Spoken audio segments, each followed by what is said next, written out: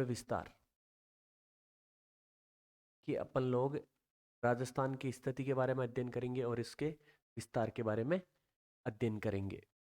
उसके बाद इसमें एक टॉपिक दे रखा है राजस्थान के भौतिक प्रदेश व का विभाजन का विभाजन उसके बाद में एक टॉपिक दे रखा है मृदा का, मतलब राजस्थान की मिट्टी के बारे में आपसे सवाल किए जाएंगे। के बाद एक टॉपिक है जलवायु। ये जो दो टॉपिक है ये आपको मैं एक अलग क्लास में वीडियो लेके आऊंगा, उसमें विस्तार से अपन अध्ययन करेंगे। के बाद आपके इसमें टॉपिक है एक वनस्पति, राजस्थान की वनस्पति के बारे में आपसे पूछा जाएगा। राजस्थान के जल संसाधन के बारे में आपसे सवाल पूछे जा सकते हैं। राजस्थान का जो अफवाह तंत्र है, अफवाह तंत्र, उससे आपसे सवाल किए जा सकते हैं। झीलों से भी आपसे सवाल पूछे जा सकते हैं। तब आपसे ये निम्न टॉपिक है, यहाँ से सवाल किए जा सकते हैं भाई। इसके अलावा आप देखोगे तो प्रमुख सिंचाई परियोजना है, वो भी आपके टॉपिक में प्रमुख सिंचाई परियोजना, ये भी आपके टॉपिक। इसके अलावा टॉपिक में आपको दे रखा है जनसंख्या। जनसंख्या ये टॉपिक आपका एक और दे रखा है। कुल मिला के ये इतने टॉपिक है जिनके बारे में हम अध्ययन करेंगे, और ये टॉपिक है, इनमें से मृदा और जलवायु के बारे में अपन एक अलग से वीडियो लेकर आएंगे। इसके अलावा स्थिति विस्तार, भौतिक प्रदेश कौन कौन से, उनका विभाजन, वनस्पति, प्राकृतिक वनस्पति, वन और उनका संरक्षण, जल संसाधन, अफवाह तंत्र, जिले कौन कौन सी खारे पानी की, कौन सी मीठे पानी की, प्रमुख सिंचाई परियोजना कौन कौन सी, और जनसंख्या के बारे में ये निम्न जो टॉपिक है, उन तमाम टॉपिकों के बारे में आज हम अध्ययन करने जा रहे हैं। तो देखिए, शुरुआत करते हैं अपन राजस्थान एक परिचय के बारे में। देखिए, ये परिचय है जिसमें अपन स्थिति और विस्तार के बारे में अच्छे से जान लेंगे। ये सभी का ध्यान बोर्ड पे होना चाहिए और एकदम एकाग्र तरीके से आपको सारा मैटर पढ़ना है, क्योंकि कम समय है, थोड़ा स्पीड से भी अपन पढ़ेंगे तो आपको समझते हुए चलना है। और ये एग्जाम ऐसा है जिसमें कोई ज़्यादा हाई लेवल के क्वेश्चन नहीं पूछे जाएंगे। अमूमन आपने ये सारे सवाल देख रखे हैं, लेकिन एक क्विक रिवीजन जिसे बोलते हैं वो अपन करने जा रहे हैं। तो थोड़ा स्पीडली मैं चलूंगा, आप लोग समझते हुए चले। देखिए, राजस्थान एक परिचय, राजस्थान एक परिचय। क्षेत्रफल की दृष्टि से देश का सबसे बड़ा राज्य कौन सा है? वो अपना राजस्थान है। कौन सा है? राजस्थान। राजस्थान संपूर्ण देश का कितने प्रतिशत भाग अपने पास रखता है भाई? संपूर्ण देश का 10.41% भाग। कितना रखता है? 10.41%। 10.41% भाग अपने पास रखता है। राजस्थान भारत के किस दिशा में स्थित है भाई? माना कि ये अपना भारत है, ये समय बचाते हुए चलेंगे अपन। ये माना कि अपना भारत है। भारत में जो राजस्थान है वो कौन सी दिशा में है भाई? राजस्थान कौन सी दिशा में? इस दिशा में है। तो राजस्थान भारत के कौन सी दिशा में हुआ? उत्तर पश्चिम दिशा में। अपन ने 3 सवाल देखे। नॉर्मल से सवाल है कि क्षेत्रफल की दृष्टि से भारत का सबसे बड़ा राज्य कौन सा है? अपना राजस्थान है। भारत के कितने प्रतिशत भाग पे फैला हुआ है? 10.41% भाग पे फैला हुआ है। राजस्थान भारत की कौन सी दिशा में है? तो उत्तर पश्चिम दिशा में। ये उत्तर, ये पश्चिम, इस दिशा में राजस्थान उपस्थित है भाई। तो आगे आगे अपन चलेंगे। राजस्थान की आकृति कैसी है? राजस्थान की आकृति कैसी? तो देखिए, राजस्थान की जो आकृति है वो पतंग के आकार की है। पतंगाकार या विषम कोणीय चतुर्भुज। विषम कोणीय चतुर्भुज या पतंगाकार। राजस्थान की जो आकृति है वो इस प्रकार है। इसे रोम्बस भी बोलते हैं भाई। प्रकार की आकृति, रोम्बस जैसी आकृति, रोम्बस आकृति भी बोलते हैं। राजस्थान के एकीकरण की जो प्रक्रिया चली वो कितने चरणों में चली? 7 चरणों में चली, 1948 से लेके 1956 तक। मार्च 1948 से लेके 1 नवंबर 1956 तक राजस्थान का 7 चरणों में एकीकरण हुआ भाई। जो वर्तमान राजस्थान देख रहे हैं 1 नवंबर 1956 को अस्तित्व में आया। उसके बाद अपन देखेंगे कि जो राजस्थान के पड़ोसी राज्य है, पड़ोसी राज्य है राजस्थान के, राजस्थान के जो पड़ोसी राज्य है, राजस्थान के उत्तर में पंजाब है, हरियाणा है, पूर्व में उत्तर प्रदेश है, और दक्षिण पूर्व में कौन सा है, मध्य प्रदेश है, और दक्षिण में या दक्षिण पश्चिम में कौन सा है, कौन सा है भाई, वहां पे गुजरात है। कुल मिला के राजस्थान की जो सीमा है वो कितने राज्यों की लगती है, 5 राज्यों की सीमा लगती है। और आप बोलोगे कि इधर किसकी सीमा लग रही है, तो इधर पाकिस्तान की सीमा लग रही है, पाकिस्तान की अंतर्राष्ट्रीय सीमा लग रही है, जो आगे अपन देखेंगे कि 1070 किलोमीटर लगती है भाई राजस्थान के। अब देखिए राजस्थान के पूर्व में जो पड़ोसी राज्य है वो उत्तर प्रदेश है, उत्तर के अंदर है वो पंजाब और हरियाणा है। राजस्थान के दक्षिण पूर्व में पड़ोसी राज्य कौन सा है, एमपी है। राजस्थान के दक्षिण में पड़ोसी राज्य गुजरात है। अब देखिए राजस्थान का अक्षांशीय विस्तार, राजस्थान का अक्षांशीय और देशांतरीय जो विस्तार है वो अपन देखेंगे। देखिए राजस्थान का अक्षांशीय और देशांतरीय विस्तार, राजस्थान का अक्षांशीय और देशांतरीय विस्तार है, ये माना कि राजस्थान है। ये कल आपको सही से दिखे, ये माना कि राजस्थान है भाई। अब राजस्थान का जो अक्षांशीय विस्तार है वो 23 डिग्री 3 मिनट से लेके 30 डिग्री 12 मिनट, 23 3 से लेके 30 डिग्री 12 मिनट उत्तरी अक्षांश। आपको पता है कि भारत के दक्षिण से कौन सी रेखा गुजरती है भाई, भारत के दक्षिण से 0 डिग्री अक्षांश विषुवत रेखा भूमध्य रेखा गुजरती है। इसके उत्तर में भारत है, तो भारत में अपना राजस्थान है, तो संपूर्ण राजस्थान किधर कौन से गोलार्ध में आएगा, उत्तरी गोलार्ध में, और उत्तरी गोलार्ध वाले अक्षांशों को उत्तरी अक्षांश बोलते हैं। तो राजस्थान का जो अक्षांशीय विस्तार है वो 23 डिग्री 3 मिनट से लेके 30 डिग्री 12 मिनट के मध्य है भाई। अब वैसे ही अपन देख रहे हैं राजस्थान का देशांतरीय विस्तार, वो यहाँ से लेके यहाँ तक 69 डिग्री 30 मिनट से लेके 78 डिग्री 17 मिनट, 30 से 78 17 के मध्य राजस्थान का वो क्या है, वो देशांतरीय विस्तार है। अब देखो ये है 0 डिग्री देशांतर रेखा, इंग्लैंड के ग्रीनविच शहर से गुजरती है, और इसके पूर्व में अपना राजस्थान, कौन सी दिशा में, पूर्व दिशा में। तो राजस्थान के साथ जो देशांतरों का योग है वो कौन सा होगा, पूर्वी देशांतर। मतलब राजस्थान में जितने भी देशांतर प्रयोग होंगे उनके आगे पूर्व ही लगेगा। तो यहाँ तक आपका कंप्लीट हो जाना चाहिए कि राजस्थान का अक्षांशीय और देशांतरीय विस्तार कितना है। अक्षांशीय विस्तार है 23 3 से लेके 30 12, और देशांतरीय विस्तार है वो 69 डिग्री 30 मिनट से लेके 17 डिग्री 78 डिग्री 17 मिनट। अब देखिए राजस्थान का मध्यवर्ती अक्षांश कौन सा है, वो है 27 डिग्री उत्तरी। ये देखो अपना राजस्थान है, इसका जो मध्यवर्ती अक्षांश, मध्य से जो अक्षांश गुजरता है वो कौन सा है, 27 डिग्री उत्तरी। राजस्थान का मध्यवर्ती देशांतर कौन सा है भाई, ये है 74 डिग्री पूर्वी देशांतर। राजस्थान कितने अक्षांशों में विस्तृत है भाई, अब देखो 23 3 से 30 12 तक राजस्थान में अक्षांश कितने, 60 डिग्री 9 मिनट। ये आपको ध्यान रखना है कि राजस्थान में अक्षांश कितने विस्तृत है, 60 डिग्री 9 मिनट।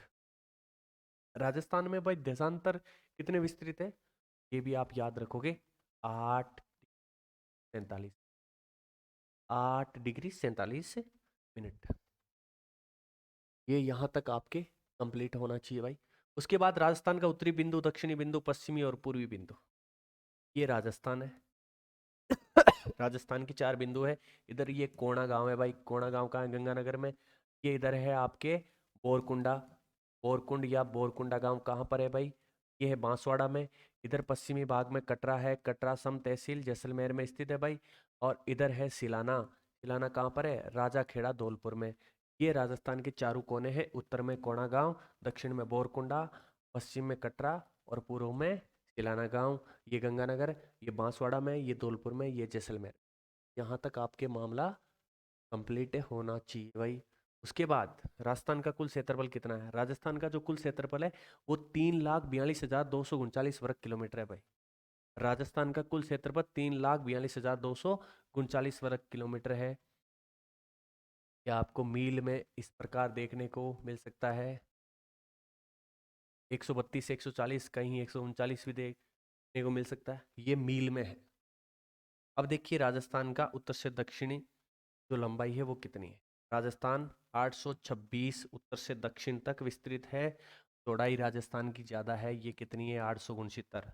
तभी तो राजस्थान की आकृति कैसी है? विषम कोणीय, चतुर्भुज या पतंगाकार के समान है। राजस्थान की लंबाई बोले तो कितनी है? 826, चौड़ाई 800। दोनों सवाल याद रखोगे। राजस्थान में जिलों की संख्या आपके एग्जाम में पुराने ही पूछे जाएंगे। नए बहुत मुश्किल है कि नया यहाँ से सवाल बने, पुराना ही पूछा जाएगा। तो पुराने कितने? 33 जिले। नए वर्तमान में 50 हो चुके हैं।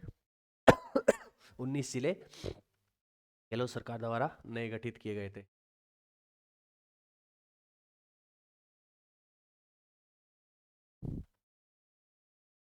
अब देखिए राजस्थान का क्षेत्रफल की दृष्टि से सबसे बड़ा जिला कौन सा है? सबसे बड़ा जिला कौन सा है राजस्थान का? राजस्थान का सबसे बड़ा जिला है वो है आपका जैसलमेर। और सबसे छोटा कौन सा है? धौलपुर। सबसे छोटा कौन सा है? धौलपुर। और याद रखने योग्य बात है कि 12.66 गुना, 12.66 गुना ये जैसलमेर धौलपुर से बड़ा है। राजस्थान में सबसे पहले सूर्योदय कहाँ होता है? धौलपुर में होता है। सबसे बाद में सूर्योदय कहाँ होता है? जैसलमेर में होता है। मान लो ये अपना राजस्थान है। राजस्थान है, पूर्व से हमेशा सूर्य निकलता है। पूर्व में सबसे पूर्व में धौलपुर है। सबसे पहले यहाँ सूर्य की किरणें गिरेगी, तो सबसे पहले सूर्योदय धौलपुर में हो रहा है। सबसे बाद में कहाँ हो रहा है? जैसलमेर में। सबसे पहले सूर्यास्त कहाँ होगा? जैसलमेर में होगा। सबसे बाद में कहाँ होगा? अरे सबसे पहले सूर्य उदय कहाँ होगा? धौलपुर में। सबसे पहले सूर्य अस्त कहाँ होगा? वो भी धौलपुर में होगा। सबसे बाद में सूर्य उदय कहाँ होगा? जैसलमेर में होगा। और सबसे बाद में सूर्यास्त कहाँ होगा? वो होगा जैसलमेर में। मतलब दोनों सबसे पहले इधर होंगे, दोनों बाद में इधर होंगे। के बाद आगे आप देखोगे राजस्थान में संभाग कितने हैं? राजस्थान में वर्तमान में 10 संभाग हो गए हैं, लेकिन अभी भी कंफर्म नहीं हुआ है कि वापस रिपोर्ट आ सकती है। जो नई गवर्नमेंट बनी है उन्होंने समीक्षा करवा रहे हैं वो कि इनको रखना चाहिए या नहीं रखना चाहिए। नए जिले और नए संभाग अभी भी सस्पेंस में। आपको पुराना याद रखना है, 7 संभाग है। नए यदि पूछ भी ले तो आपको थोड़ा बहुत याद होना चाहिए कि बांसवाड़ा, पाली और सीकर को बनाया गया है। जयपुर संभाग के जिले कितने हैं भाई? जयपुर संभाग के 5 जिले हैं। जयपुर, दौसा, सीकर, अलवर और झुंझुनू। एक शेखावाटी का जिला है। जयपुर है, दौसा, अलवर और झुंझुनू शेखावाटी के 2 जिले इसमें शामिल किए गए हैं भाई। ये पुराने हिसाब से आप देखोगे तो जयपुर संभाग में कितने जिले हैं? 5 जिले हैं भाई। कितने? 5। झुंझुनू, सीकर, अलवर, जयपुर और दौसा। 5 जिले आपको याद रखने हैं जयपुर संभाग में पुराने हिसाब। के बाद आप देखोगे आगे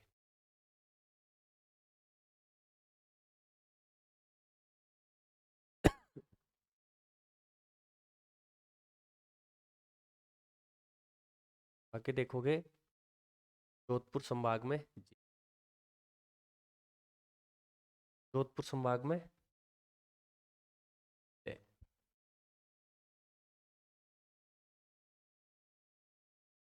देखिए जोधपुर संभाग में कितने जिले हैं भाई? जोधपुर संभाग में आपके जिले हैं 6। पुराने हिसाब से देखोगे आप, जोधपुर, पाली, जालोर, सिरोही, बाड़मेर और जैसलमेर। कितने जिले? ये 6 जिले हो गए। जोधपुर, पाली, जालोर, सिरोही, बाड़मेर और जैसलमेर। बीकानेर संभाग में कितने जिले हैं? शेखावाटी का 1 जिला है। बाकी शेखावाटी के 2 जिले किस में आ चुके हैं? जयपुर संभाग में आ चुके हैं। एक है चूरू, गंगानगर, हनुमानगढ़ और एक बीकानेर खुद। ऐसे कुल मिलाकर बीकानेर में 4 जिले हैं। और आपको थोड़ा बहुत बता दें कि कि बीकानेर और चूरू पुराने जिलों के हिसाब से ऐसे दो जिले हैं जिसमें कोई नदी नहीं बहती। अजमेर संभाग मध्यवर्ती संभाग है। अजमेर में भी 4 जिले आते हैं, अजमेर, भीलवाड़ा, टोंक और नागौर। अजमेर, भीलवाड़ा, टोंक और नागौर। नवाबों का शहर, वस्त्र नगरी, औजार नगरी और राजस्थान का हृदय, ये 4 जिले इसमें सम्मिलित है भाई।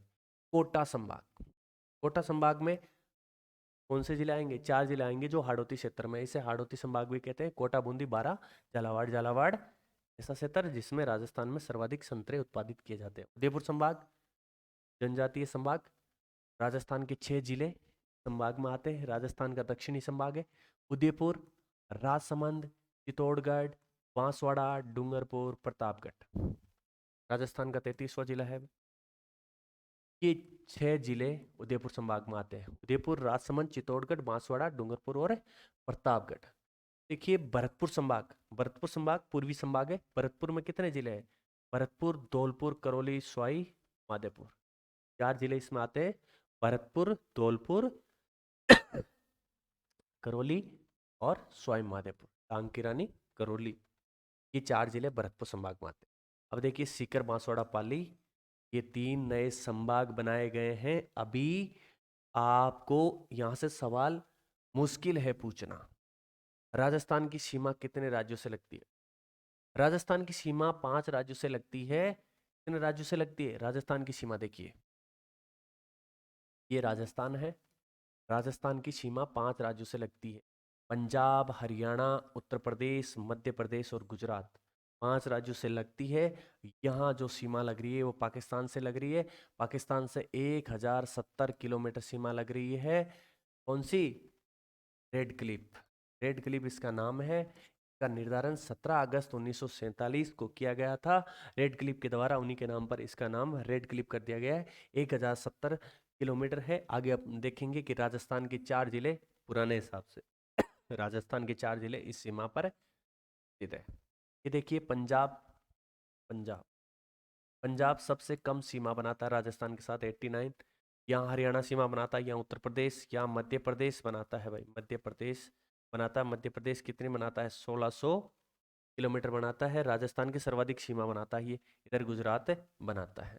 तो राजस्थान के 5 राज्य सीमा बनाते हैं, पंजाब, हरियाणा, उत्तर प्रदेश, मध्य प्रदेश, गुजरात। इधर पाकिस्तान की सीमा लगती है।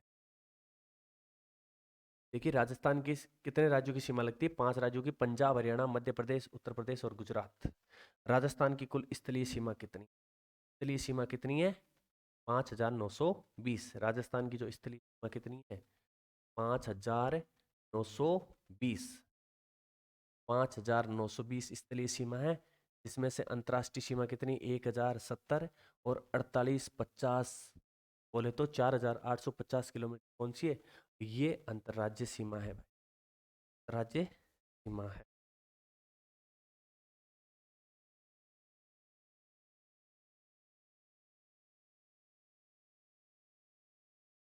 ये अंतर्राज्य सीमा है।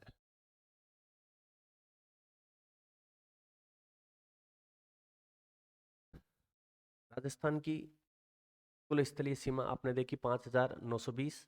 5920 राजस्थान के साथ सबसे लंबी सीमा रेखा अपन ने पढ़ लिया। मध्य प्रदेश 1600 सबसे कम, 89 पंजाब। और जो अंतर्राष्ट्रीय सीमा लगती है वो है पाकिस्तान के साथ 1070 किलोमीटर। इसका नाम रेड क्लिफ है। 1947 में इसका निर्धारण हुआ, ये भी पढ़ लिया। अंतर्राष्ट्रीय सीमा पर स्थित जिले नए के हिसाब से देखने, पुराने हिसाब से आपको 2 और मिलेंगे, अनूपगढ़ और फलोदी। लेकिन अपने को पुराने हिसाब से देखना है तो इसमें देखिए इस तरीके से यहाँ पर लगती है गंगानगर, बीकानेर, जैसलमेर और बाड़मेर। गंगानगर, बीकानेर, जैसलमेर और बाड़मेर 4 जिले ये है जो पाकिस्तान की सीमा पर है, केवल अंतर्राष्ट्रीय सीमा बनाने वाले। वर्तमान में ये 4 है, लेकिन आपको पुराने के हिसाब से याद रखना है 2 ही है केवल अंतर्राष्ट्रीय सीमा बनाने वाले जो राज्य हैं, सॉरी जो जिले हैं वो कौन से हैं? वो है आपका बीकानेर और जैसलमेर। बीकानेर और जैसलमेर।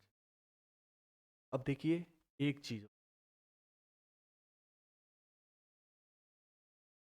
सीमावर्ती जिले, सीमावर्ती जिले कितने? 25। पुराने हिसाब से देखना, नए के हिसाब से आपसे नहीं पूछा। सीमावर्ती जिले 25। अंतर्राज्य सीमा पर अंतर्राज्यीय सीमा पर कितने? केवल अंतर्राष्ट्रीय, केवल अंतर्राष्ट्रीय सीमा पर कितने हैं भाई? दो। कौन कौन से? एयर और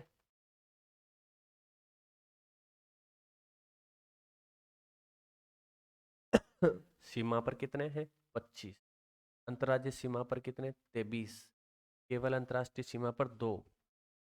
राज्य और देश बोले तो अंतर्राज्यीय और अंतर्राष्ट्रीय, इन दोनों पर अपनी सीमा लगाने वाले कौन से? तो गंगानगर, बाड़मेर। देखिए गंगानगर की जो सीमा लग रही है वो अपने पंजाब और पाकिस्तान से लग रही है। बाड़मेर की सीमा है वो गुजरात और पाकिस्तान से लग रही है। ये आपको पता होना चाहिए। ये देखिए सीमावर्ती जिले कितने आपको पुराने हिसाब से देखने, पुराने हिसाब से कितने? 25 है।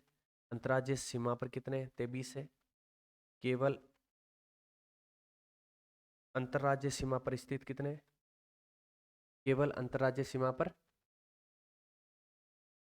ये पुराना नए डाटा दे रखे हैं भाई, आपको पुराने वाला ही देखना है जो मैंने एक स्लाइड के माध्यम से आपको बता दिया है कि सीमावर्ती पर 25 है और अंतर्राज्यीय सीमा पर 23 है। केवल अंतर्राष्ट्रीय सीमा पर 2 है और राज्य देश पर कौन कौन से? 2 है। इस प्रकार आपको याद रखना है। साथ ही साथ ये भी देख लीजिए अंतर्वर्ती, अंतर्वर्ती जिले पुराने हिसाब से 8 जिले हैं अंतर्वर्ती। जोधपुर एक, जोधपुर, पाली, राजसमंद, अजमेर, नागौर, टोंक, दौसा, बूंदी। जोधपुर,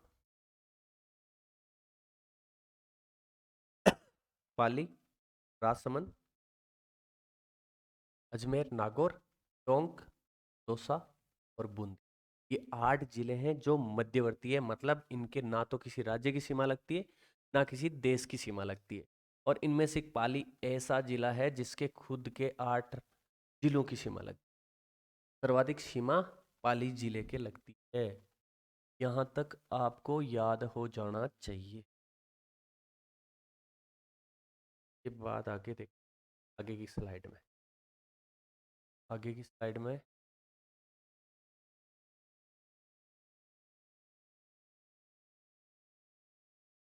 आगे की स्लाइड में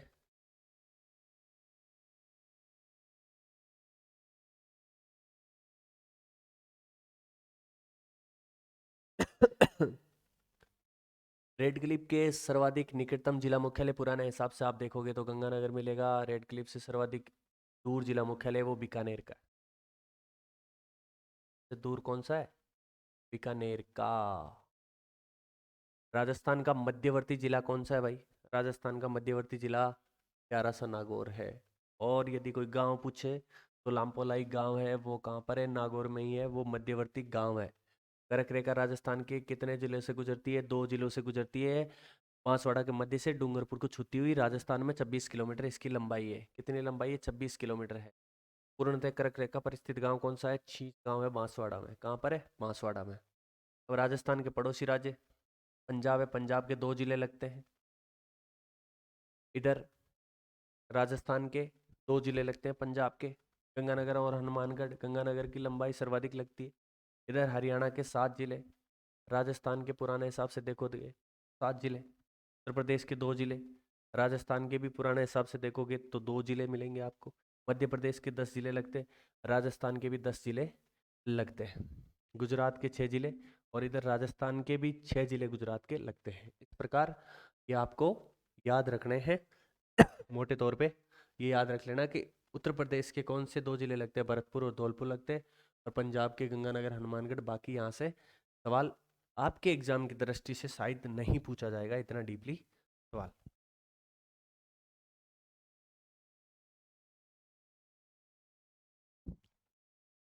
प्रेम जी साइड इधर,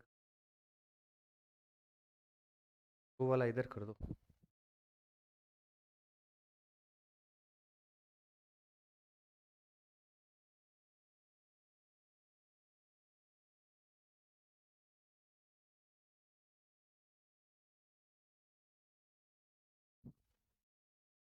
आगे देखिए, आगे देखिए कि एक राज्य के साथ 2 बार सीमा बनाने वाले जिले, कि यहाँ पर एक राज्य के 2 बार जिले सीमा बनाने वाले जो जिले हैं वो है कोटा और देखिए रोचक बात, राजस्थान के विखंडित जिले हैं चित्तौड़गढ़ और अजमेर। चित्तौड़गढ़ और अजमेर पहले की दृष्टि से बता रहा हूँ।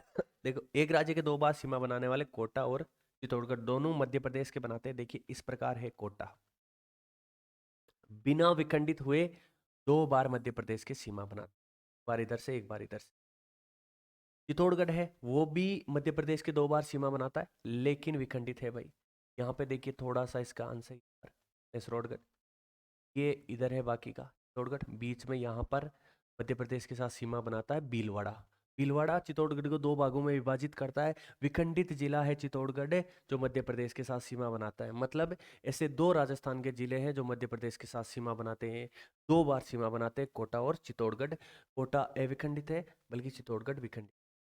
एनसीआर में जिले पहले आपको मिलेंगे अलवर, भरतपुर और कुछ झुंझुनू का हिस्सा, नए के हिसाब से अभी नहीं देखना है। नए जिलों के गठन के लिए जो कमेटी गठित की गई थी उसका नाम क्या है, रामलुबाया कमेटी। ऐसा संभाग जिसका पुनर्गठन के दौरान विभाजन नहीं हुआ है, ये अभी नहीं पूछेंगे आपसे नए वाले, क्योंकि फाइनली रिपोर्ट अभी तक वापिस नहीं आ पाई है। फिर भी कोटा है जिसमें से कोई चेंज नहीं किया गया था भाई। के बाद आगे अपन देखेंगे कि राजस्थान के साथ जिलों का गठन 2 या 2 से अधिक जिलों को जोड़कर, ये नया वाला है, नहीं पूछेंगे अभी, नहीं याद करना है। अब देखते हैं अपन क्या क्या अपन लोगों ने सीखा है, मतलब इतना जो टॉपिक पढ़ा है उसमें क्या क्या सीखा है, पर्सन हल करेंगे भाई। ये देखिए, विश्व का सबसे बड़ा महाद्वीप कौन सा है? विश्व का सबसे बड़ा महाद्वीप है कौन सा? एशिया। एशिया में कौन है? भारत है। भारत में राजस्थान है, ये अपना प्यारा सा राजस्थान। एशिया विश्व के 7 सबसे बड़े महाद्वीपों में एशिया सबसे बड़ा महाद्वीप है भाई। एशिया के बाद में नंबर आता है अफ्रीका का, अफ्रीका के बाद उत्तरी अमेरिका, फिर दक्षिणी अमेरिका, फिर अंटार्कटिका, यूरोप और ऑस्ट्रेलिया सबसे छोटा महाद्वीप है। क्षेत्रफल की दृष्टि से भारत का सबसे बड़ा राज्य अपना राजस्थान है। भारत के 10.41% भाग पे फैला हुआ है। कितने भाग पे फैला हुआ? 10.41 पर। भौगोलिक दृष्टि से राजस्थान किस भाग में स्थित है? अपन ने पढ़ लिया कि उत्तर पश्चिमी भाग में स्थित है। राजस्थान किस अक्षांश पर स्थित है? तो राजस्थान उत्तरी अक्षांश 23/3 से 30/12 तक विस्तृत है भाई। राजस्थान किन देशांतरों के बीच? तो आपको अच्छे से पता होना चाहिए कि 69, 30 से 78, 17 अपन ने 3 बार पढ़ा है इसको। उत्तर से दक्षिण राजस्थान की लंबाई, मैंने कहा लंबाई कम है चौड़ाई ज्यादा है, 826 लंबाई है और 869 चौड़ाई है। राजस्थान में कितने जिले हैं भाई? 33 जिले हैं राजस्थान में पुराने हिसाब से, अभी नए आपको याद नहीं करने। क्षेत्रफल की दृष्टि से राजस्थान का सबसे बड़ा जिला है जैसलमेर, सबसे छोटा धौलपुर। धौलपुर से 12.66 गुना बड़ा है जैसलमेर। सबसे छोटा जिला कौन सा है? सबसे छोटा जिला है अपना धौलपुर। सबसे छोटा जिला धौलपुर। अब देखिए राजस्थान का कौन सा जिला सबसे पूर्व दिशा में अवस्थित है? ये देखिए आरबीएससी बोर्ड की किताबों के सवाल है। माना कि बहुत आसान से सवाल है कई की, लेकिन यहाँ से सवाल बन सकते हैं और पशु परिचर के एग्जाम में यहाँ से सवाल बन सकते हैं। अमूमन एग्जाम में देखा जाता है कि जो आसान सवाल होते हैं वो अपन गलत करके आते हैं। राजस्थान का जिला सबसे पूर्वी दिशा में कौन सा अवस्थित है भाई? धौलपुर है। राजस्थान का सबसे पहले सूर्योदय सूर्यास्त होने वाला जिला कौन सा है? वो भी धौलपुर है। राजस्थान के 33 जिलों को कितने संभागों में बांटा गया है? 7 संभागों में बांटा गया है। आगे देखिए,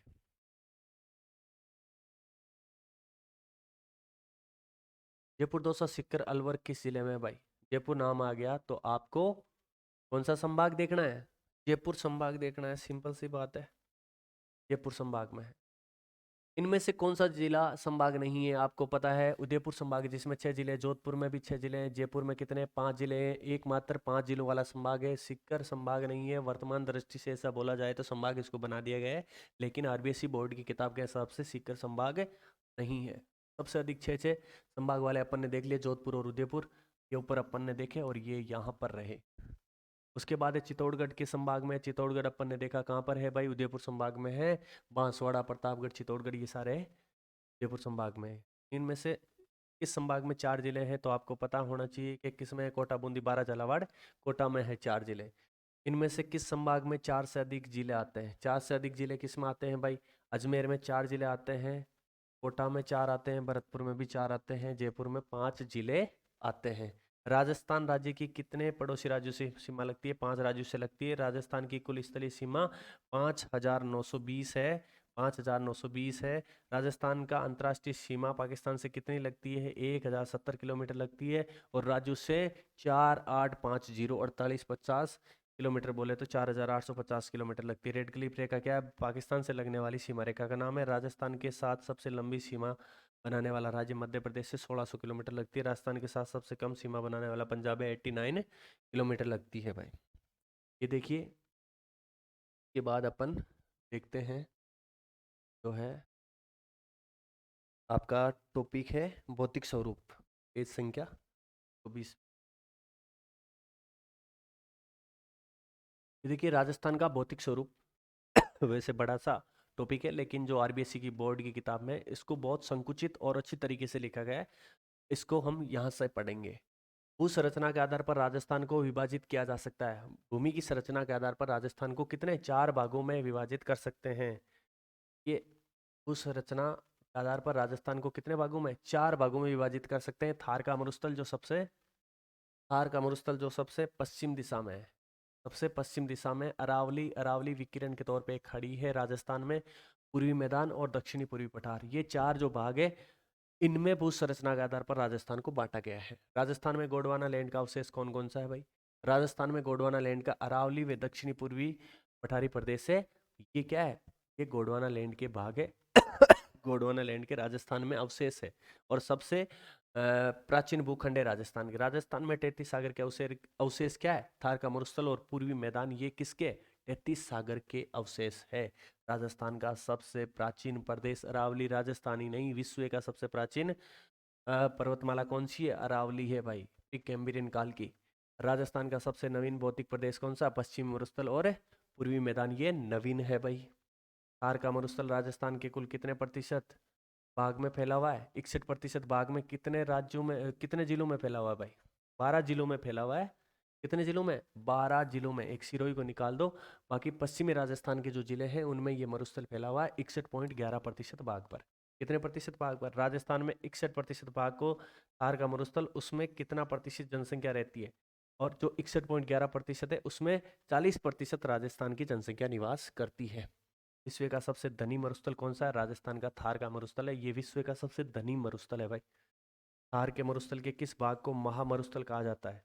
जो इसमें रेतीला मरुस्थल है, बाड़मेर, जैसलमेर, बीकानेर। बोले तो बाड़मेर, जैसलमेर और बीकानेर, इस क्षेत्र के जो रेतीले मरुस्थल है उसको महामरुस्थल की संज्ञा दी गई है। इसी स्थानीय भाषा में दोहरे कहा जाता है। जो बालू का स्तूप होते हैं, जो रेत के टीले होते हैं, बालू का स्तूप, बरखान, सीप, अलग अलग तरीके के अनुदैर्य, अनुप्रस्थ, इस प्रकार के जो बालू का स्तूप होते हैं उनको दोहरे कहा जाता है। थार के मरुस्थल को कितने भागों में बांटा जा सकता है? थार के मरुस्थल को अपन 5 भागों में सामान्य तौर पे बांट सकते हैं, जिसमें मरुभूमि आ गई, गग्गर का मैदानी भाग, गग्गर का मैदानी भाग बोले तो गंगानगर, हनुमानगढ़।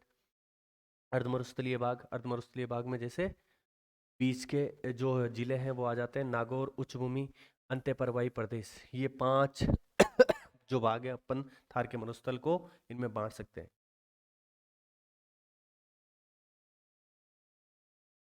आगे देख, आगे अपन देखें, देखिए रेगिस्तान के आगे बढ़ने की प्रक्रिया क्या कहलाती है भाई? जिस प्रकार रेगिस्तान का मरुस्थल आगे बढ़ रहा है, मार्च कर रहा है, मतलब आगे जा रहा है, तो क्या बोलते हैं? रेगिस्तान का मार्च कहते हैं। क्या कहते हैं? रेगिस्तान का मार्च। रेगिस्तान के मार्च के लिए प्रसिद्ध स्थान कौन सा है? नाचना है। कौन सा है? नाचना जैसलमेर में है। यहाँ का ऊंट प्रसिद्ध है। मरुस्थल में पाई जाने वाली वनस्पति जीरोफाइट्स, जीरोफाइट्स कहलाती है। इसे पानी की ज्यादा आवश्यकता नहीं होती। शेखावाटी में वर्षा जल संग्रहण हेतु बनाए गए कुएं जोड़ कहलाते हैं। कच्चे कुएं वो शेखावाटी क्षेत्र में जल संग्रहण के लिए जो बनाए गए हैं उन्हें जोड़ कहते हैं। कुबड़ पट्टी नागौर और अजमेर के मध्य पाई जाती है। फ्लोराइड युक्त पट्टी है जिसमें नमक की मात्रा अधिक है, जिसे कुबड़ पट्टी का नाम दिया गया है। नागौर और अजमेर के मध्य खारे पानी की अधिकांश जिले नागौर उच्च भूमि से। राजस्थान में खारे पानी के अधिकतर जिले नागौर जिले में ही है भाई। नागौरी उच्च भूमि क्षेत्र में अधिकांश खारे पानी की झीलें हैं। पश्चिमी मरुस्थलीय प्रदेश में खारे पानी की अस्थायी झीलें क्या कहलाती है? पलाया कहते हैं। जो पश्चिमी मरुस्थलीय प्रदेश है उसमें अस्थायी जो खारे पानी की झीलें हैं उन्हें पलाया कहते हैं। पश्चिमी मरुस्थलीय प्रदेश में खारे पानी के अस्थायी खड्डे या दलदल क्या कहलाते हैं? रन या टाट कहलाते हैं। झीलें तो पलाया कहलाती है, दलदली क्षेत्र या अस्थायी खड्डे रन या टाट कहलाते हैं। पश्चिमी मरुस्थलीय प्रदेश में अस्थायी तालाबों में जल सूखने के बाद की जाने वाली कृषि खड़ीन कृषि कहलाती है भाई। जैसलमेर की खड़ीन जो कृषि है वो प्रसिद्ध है। हार का गड़ा किसे कहते हैं? चंदन नलकूप है। चंदन नलकूप, चंदन नलकूप जिसे थार का गड़ा कहा जाता है। अनुप्रस्थ अनुदैर्घ्य बरखान क्या है? ये बालू का स्तूप है। ये अनुदैर्घ्य, अनुप्रस्थ, अनुप्रस्थ और बरखान। अर्धचंद्राकार बरखान कहलाता है। अनुप्रस्थ समकोण पर और ये अनुदैर्घ्य एक समानांतर रेखा में चलने वाला। ये क्या है तीनों? ये बालू का स्तूप। आगे देखें, नहीं पी लेते हैं भाई।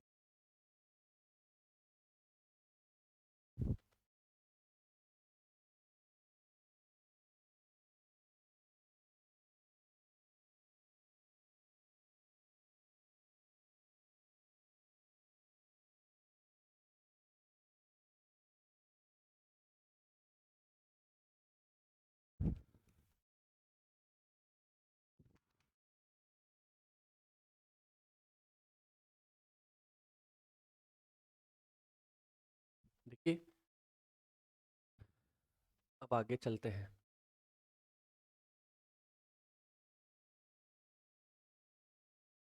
बालू का स्तूप मुक्त प्रदेश मतलब जहां बालू का स्तूप नहीं है मरुस्थल के, वो कौन से क्षेत्र है? पोखरण, जैसलमेर। पोखरण से फलोदी वाला जो क्षेत्र है ये बालू का मुक्त स्तूप कहलाता है। पोखरण से फलोदी वाला क्षेत्र। राजस्थान को दो भागों में विभाजित कौन करती है भाई? 50 सेमी वर्षा रेखा है जो अरावली के समानांतर चलती है। ये राजस्थान को दो भागों में विभाजित करती है। पश्चिमी मरुस्थलीय प्रदेश को शुष्क व अर्धशुष्क भागों में विभाजित कौन करता है? 25 सेंटीमीटर वर्षा रेखा है। ये पश्चिमी मरुस्थल को अर्धशुष्क और शुष्क दो भागों में विभाजित कर रही है। राजस्थान में अरावली का विस्तार किधर से किधर है भाई? दक्षिण पश्चिम से लेके उत्तर पूर्व दिशा में एक विकिरण की भांति कौन खड़ा है? अरावली पर्वतमाला, जो विश्व की सबसे प्राचीन पर्वतमाला है, प्री कैम्ब्रियन काल की है। राजस्थान के कुल क्षेत्रफल का कितना प्रतिशत भाग अरावली है? 9% भाग है। राजस्थान का मरुस्थलीय भाग कितना है? 61.11। अरावली कितना प्रतिशत भाग है? 9% भाग है। अरावली का विस्तार कहाँ से कहाँ तक है? गुजरात के खेड़ा बर्मा से लेकर जो दिल्ली का रायसीना की पहाड़ी है जहाँ राष्ट्रपति भवन बना है वहां तक इसका विस्तार है भाई। गुजरात के खेड़ा बर्मा से लेके दिल्ली की रायसीना पहाड़ी तक इसका विस्तार है। किसका? अरावली का। अरावली का पिता कौन कहलाता है? अरब सागर कहलाता है भाई। अरावली पर्वतमाला की कुल लंबाई कितनी है? 692 किलोमीटर है। 692 किलोमीटर है। कितनी? 692 किलोमीटर है अरावली की लंबाई है। अरावली पर्वतमाला को विभाजित किया जा सकता है, दो भागों में कर सकते हैं अपन। अरावली की राजस्थान में लंबाई 80% है। कितने प्रतिशत है? 80%। बोले तो 550 किलोमीटर ये राजस्थान से होके गुजर, राजस्थान से होके गुजर। राजस्थान के अरावली क्षेत्र में कुल जनसंख्या का कितना प्रतिशत भाग निवास करता है? ये 10% भाग है वो अरावली क्षेत्र में राजस्थान का निवास करता है जनसंख्या का। आपने देखा 61.11% मरुस्थल में 40% जनसंख्या निवास करती है और 9% जो अरावली क्षेत्र है उसमें राजस्थान की 10% जनसंख्या निवास करती है। अरावली पर्वतमाला की औसत ऊंचाई कितनी है? 930 मीटर है। कितनी? 930 मीटर है। राजस्थान को दो भागों में विभाजित करती है ये अरावली। अरावली प्राचीन अवशिष्ट व वलित पर्वतमाला। अवशिष्ट मतलब इसका अधिकतर भाग तितर बितर हो चुका है, ये अवशिष्ट पर्वत के रूप में विद्यमान है। एक वलित पर्वतमाला है अरावली। अरावली पर्वतमाला की सर्वाधिक चौड़ाई दक्षिण पूर्वी राजस्थान में उदयपुर में, दक्षिणी पूर्वी राजस्थान है में उदयपुर में सर्वाधिक चौड़ाई इसकी न्यूनतम विस्तार कहाँ पर है? मध्य भाग में, अजमेर में इसका विस्तार है। विस्तार व ऊंचाई के आधार पर अरावली के भाग कितने हैं? 3 है, उत्तरी, मध्य और दक्षिणी। ऊंचाई और विस्तार के आधार पर अरावली के कितने भाग है? 3 भाग है, उत्तरी, मध्य और दक्षिणी। अरावली व विंध्याचल पर्वतमालाएं मिलती है कहाँ पर? रणथंभौर। रणथंभौर सवाई माधोपुर में अरावली विंध्याचल पर्वतमाला मिलती है। अरावली पर्वतमाला की सबसे ऊंची चोटी कौन सी है? गुरु शिखर है, 1722 मीटर। 1722 कहाँ आपको देखने को मिल सकता है? 1727 भी। दोनों एक साथ ऑप्शन में नहीं आएंगे, या तो 1722 आएगा या फिर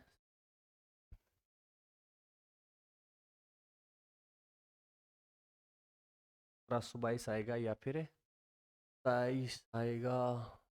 मध्य अरावली की सबसे ऊंची चोटी है गोरमजी, 933। मध्य अरावली की सबसे ऊंची चोटी कौन सी है? गोरमजी है, 933। उत्तरी अरावली की सर्वाधिक ऊंची चोटी है वो है रघुनाथगढ़। रघुनाथगढ़ शिखर 1055 मीटर है, 1055 मीटर है। पूर्वी मैदानी भाग, पूर्वी मैदानी भाग राजस्थान के कुल क्षेत्रफल का कितना प्रतिशत है? 23% है।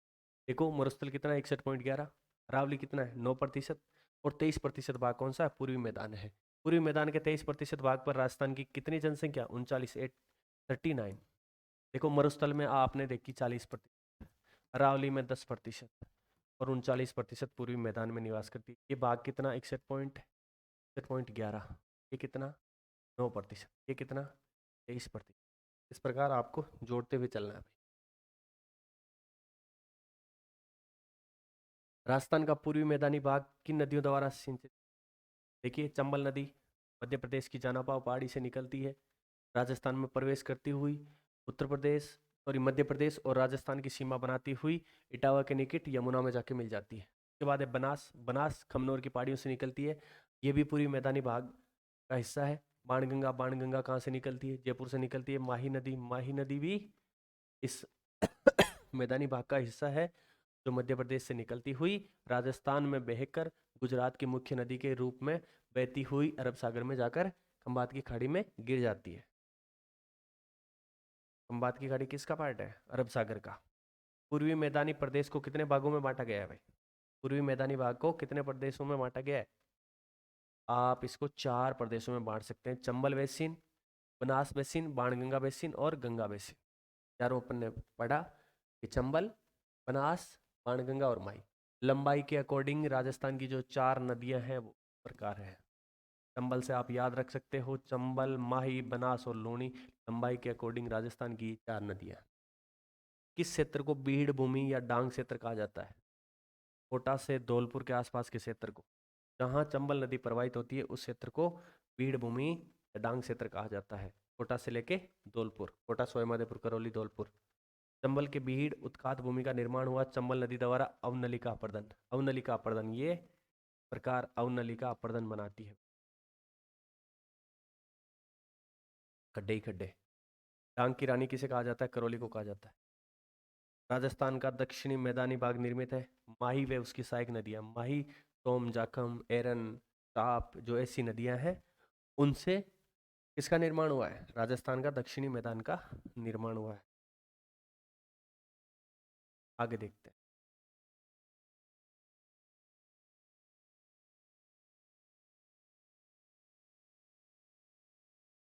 आगे देखें, माही मैदान को कहा जाता है छप्पन का मैदान कहते हैं भाई।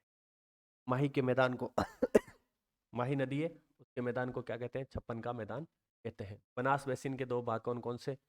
मालपुरा करौली का मैदान और मेवाड़ का मैदान। मालपुरा करौली का मैदान और मेवाड़ का मैदान किसके अंतर्गत आता है? बनास बेसिन के अंतर्गत। ये बहुत महत्वपूर्ण है भाई सवाल। मालपुरा करौली का मैदान और मेवाड़ का मैदान किसके अंतर्गत आता है? बनास बेसिन के अंतर्गत। बाणगंगा बेसिन में शामिल जिले कौन कौन से? जयपुर, जयपुर, दौसा और भरतपुर। पुराने हिसाब से आप देखोगे तो जयपुर, दौसा और भरतपुर। राजस्थान का सर्वाधिक जनघनत्व वाला भौतिक प्रदेश कौन सा है? पूर्वी मैदानी भाग है। पूर्वी मैदानी भाग बोले तो 23% भाग पे 39% जनसंख्या निवास करती है, मतलब कम क्षेत्र पर अधिक जनसंख्या निवास करती है, मतलब जनघनत्व ज्यादा है। राजस्थान का सर्वाधिक उपजाऊ कृषि व औद्योगिक विकास वाला प्रदेश कौन सा है? यही है पूर्वी मैदान। जलोढ़ मृदा का भाग है तो उपजाऊ तो होगा ही, उपजाऊ होगा तो वहां पर कृषि भी होगी। औद्योगिक प्रदेश विकसित हुए हैं यहाँ पर। पूर्वी मैदानी प्रदेश का सामान्य ढाल दक्षिण पश्चिम से उत्तर पूर्व और दक्षिण पश्चिम से उत्तर पूर्व, तभी तो नदियाँ इधर जा रही है भाई। दक्षिण पश्चिम से उत्तर पूर्व की ओर इसका ढाल है। छप्पन का मैदान कहाँ पाया जाता है? बांसवाड़ा प्रतापगढ़ जिले में माही और सहायक नदियों द्वारा निर्मित, ऊपर अपन ने देख ली। राजस्थान के दक्षिणी पूर्वी पठारी भाग को किस नाम से जाना जाता है? हाड़ौती का पठार।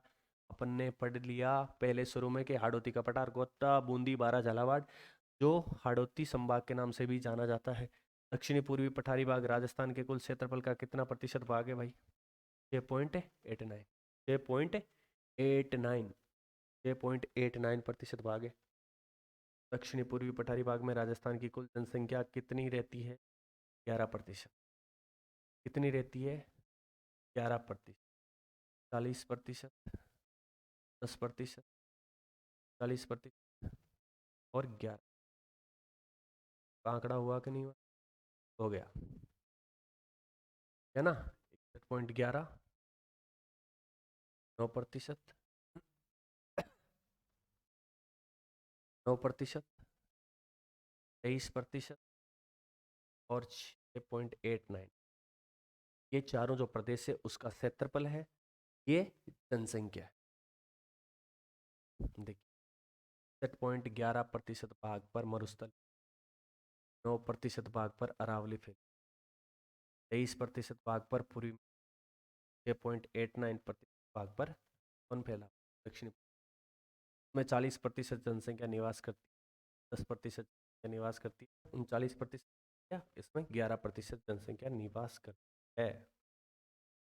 ये देखा जो का है। राजस्थान के 61.11% जो मरुस्थलीय भाग है उसमें 40% जनसंख्या निवास करती है, और 9% जो अरावली में भाग है राजस्थान का उसमें 10% जनसंख्या निवास करती है, और 23% भाग जो पूर्वी मैदान का उसमें 39% जनसंख्या निवास करती है।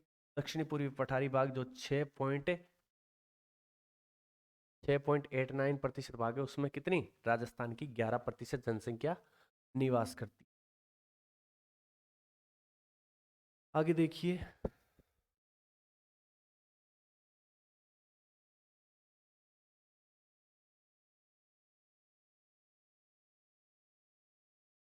आगे आप देखोगे कि दक्षिणी पूर्वी पठारी प्रदेश की मिट्टी कैसी है?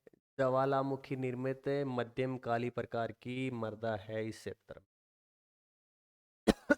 कैसी मध्यम काली प्रकार की मृदा मिलती है राजस्थान के दक्षिणी पूर्वी पठारी भाग में? ज्वालामुखी निर्मित है,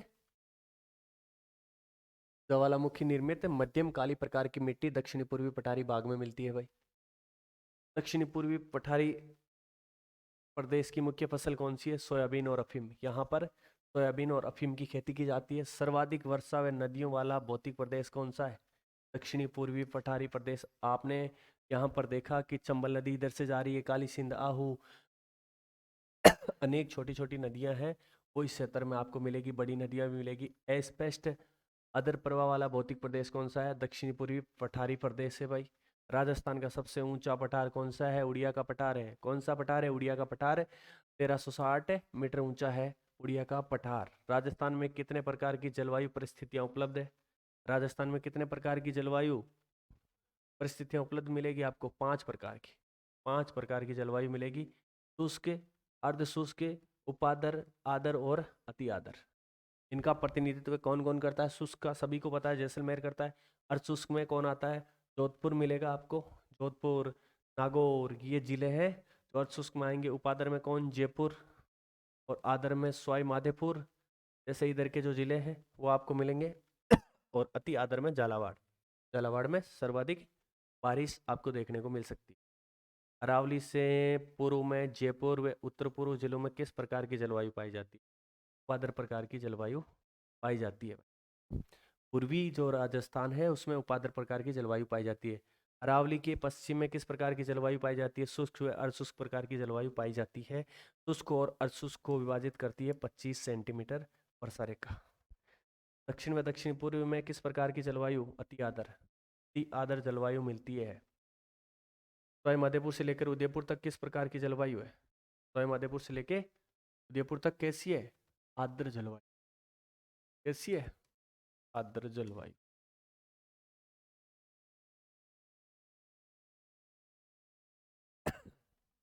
आर्द्र जलवायु पाई जाती है भाई।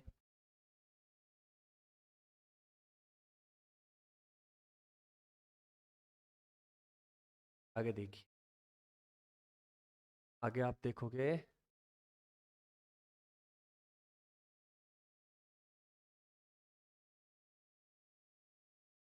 दक्षिण में बांसवाड़ा व दक्षिण पूर्व में झालावाड़ जिलों में जलवायु पाई जाती है। अति आर्द्र प्रकार की जलवायु इस क्षेत्र में आपको मिलती है।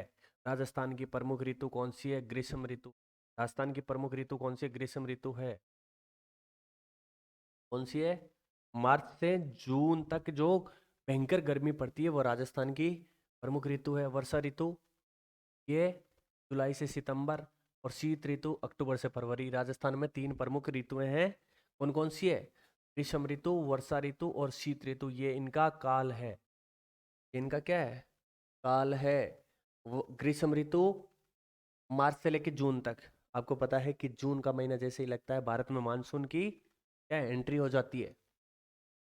तो मार्च से जून तक राजस्थान में एकदम भयंकर गर्मी पड़ती है भाई। वर्षा ऋतु जुलाई से लेकर सितंबर तक। मानसून को राजस्थान आते आते जुलाई का समय लग जाता है। जुलाई से सितंबर, सितंबर के बाद वापस मानसून लौटने लगता है और शीत ऋतु आ जाती है अक्टूबर से लेके फरवरी के मध्य। राजस्थान में ग्रीष्म ऋतु में चलने वाली अत्यंत गर्म धूल भरी आंधियां कहलाती है, लू कहलाती है, जो 100 किलोमीटर प्रति घंटा की रफ्तार से। आपने जो इससे पहले जलवायु देखी, तो एक बार वापस देख। ये राजस्थान,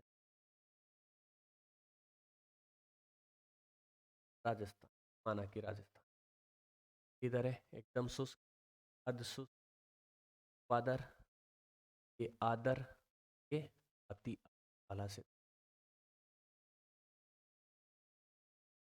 इस प्रकार राजस्थान में ये 5 प्रकार की जलवायु देखने को मिलती है। शुष्क, अर्ध शुष्क, और ये आदर,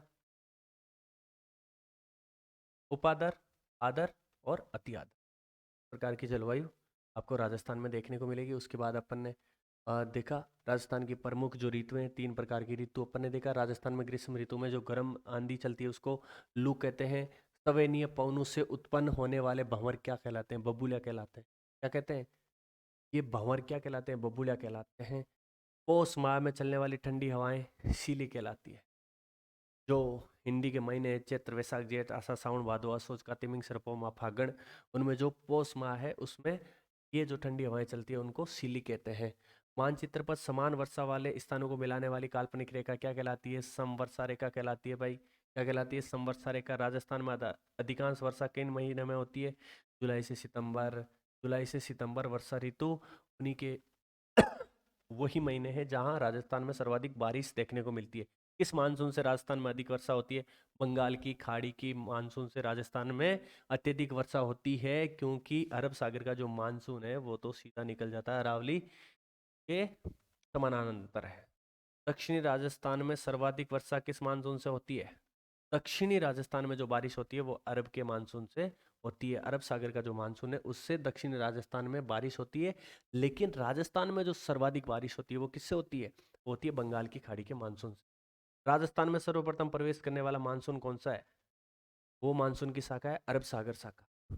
देखिए राजस्थान में सबसे पहले अरब सागर शाखा प्रवेश करती है, और दक्षिणी राजस्थान में सर्वाधिक बारिश भी अरब सागर शाखा से होती है। लेकिन संपूर्ण राजस्थान में सर्वाधिक बारिश यदि देखी जाए तो वो बंगाल की खाड़ी की शाखा से होती है। बंगाल की बंगाल की खाड़ी मानसून शाखा में सर्वाधिक वर्षा होती है पूर्वी राजस्थान में।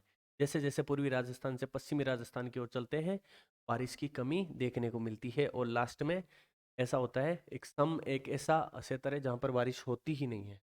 अरब सागर मानसून शाखा से सर्वाधिक वर्षा कहाँ होती है? अरब सागर से होती है दक्षिणी राजस्थान में। बंगाल की खाड़ी से कहाँ होती है? पूर्वी राजस्थान में। यही तो देखा अपन ने, इस वाले क्षेत्र में ही तो बारिश हो रही है। इधर तो अर्ध शुष्क और शुष्क प्रदेश है। राजस्थान का सर्वाधिक आर्द्र जिला झालावाड़ है, जहां वर्षा 100 सेंटीमीटर वर्षा देखने को मिलती है या उससे अधिक देखने को मिलती है। तो ये राजस्थान का सर्वाधिक आर्द्र जिला है। राजस्थान का सबसे कम वर्षा वाला जिला कौन सा है? जैसलमेर है। 10 सेंटीमीटर वर्षा यहाँ साल भर में देखने को मिलती है। राजस्थान में सर्वाधिक वर्षा वाला स्थान कौन सा? माउंट आबू है, जहाँ 150 सेंटीमीटर है वर्षा देखने को मिलती है। शीत ऋतु में होने वाली वर्षा किससे होती है? पश्चिमी विक्षोभ से, भूमध्य सागरीय पश्चिमी विक्षोभ से ये बारिश आपको देखने को मिलती है। माहवट किस फसल के लिए सर्वाधिक उपयुक्त है भाई? ये गोल्डन ट्रैप्स, ये सोने की बूंदों जैसे काम करती है मावट की वर्षा। किस फसल के लिए? गेहूं की फसल के लिए।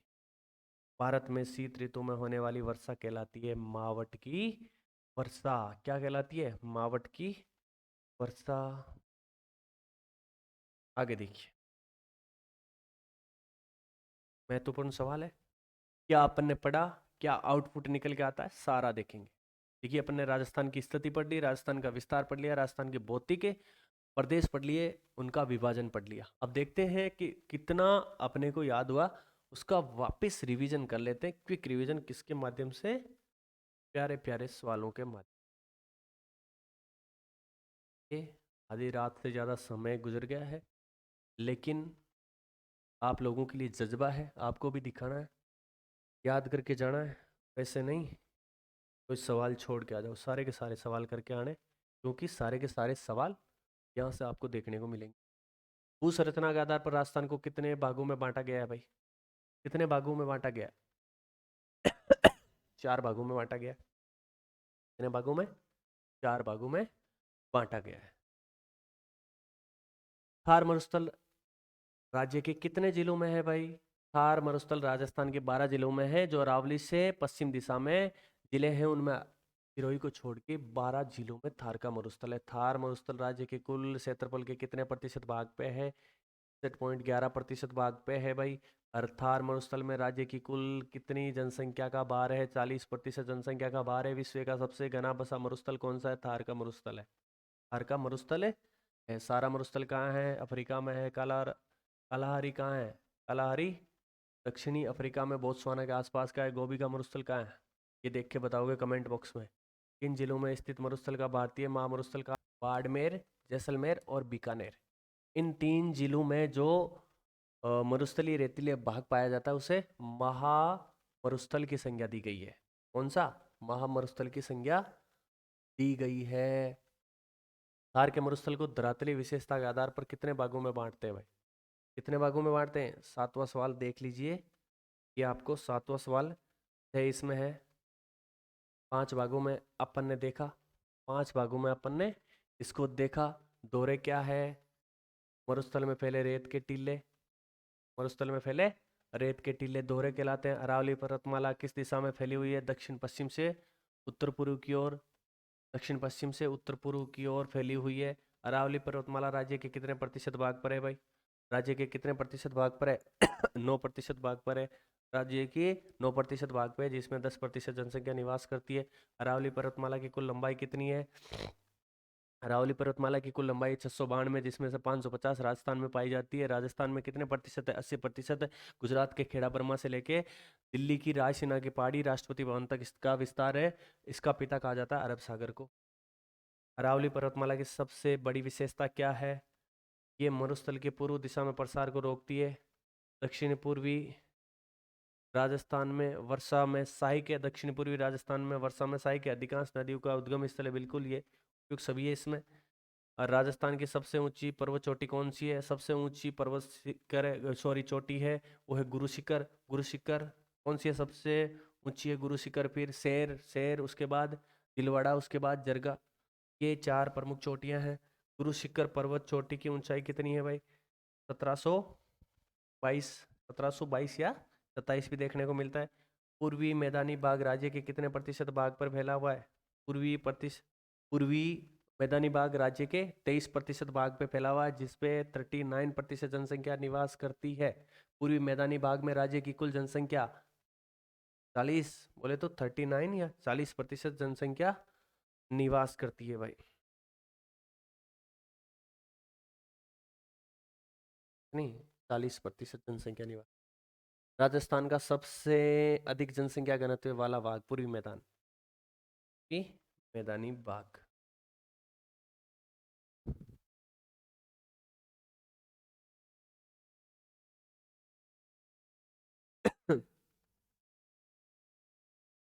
देखिए, छप्पन का मैदान किसे कहते हैं? बांसवाड़ा प्रतापगढ़ में माही नदी द्वारा निर्मित मैदानी भाग को क्या कहते हैं? ये पहले वाला ही हो जाएगा भाई, पहले वाला ही हो जाएगा। बांसवाड़ा प्रतापगढ़ नदी में, बांसवाड़ा प्रतापगढ़ में माही नदी द्वारा निर्मित मैदानी भाग को क्या कहते हैं? क्या कहते हैं? छप्पन का मैदान कहते हैं भाई। क्या कहते हैं? छप्पन का मैदान।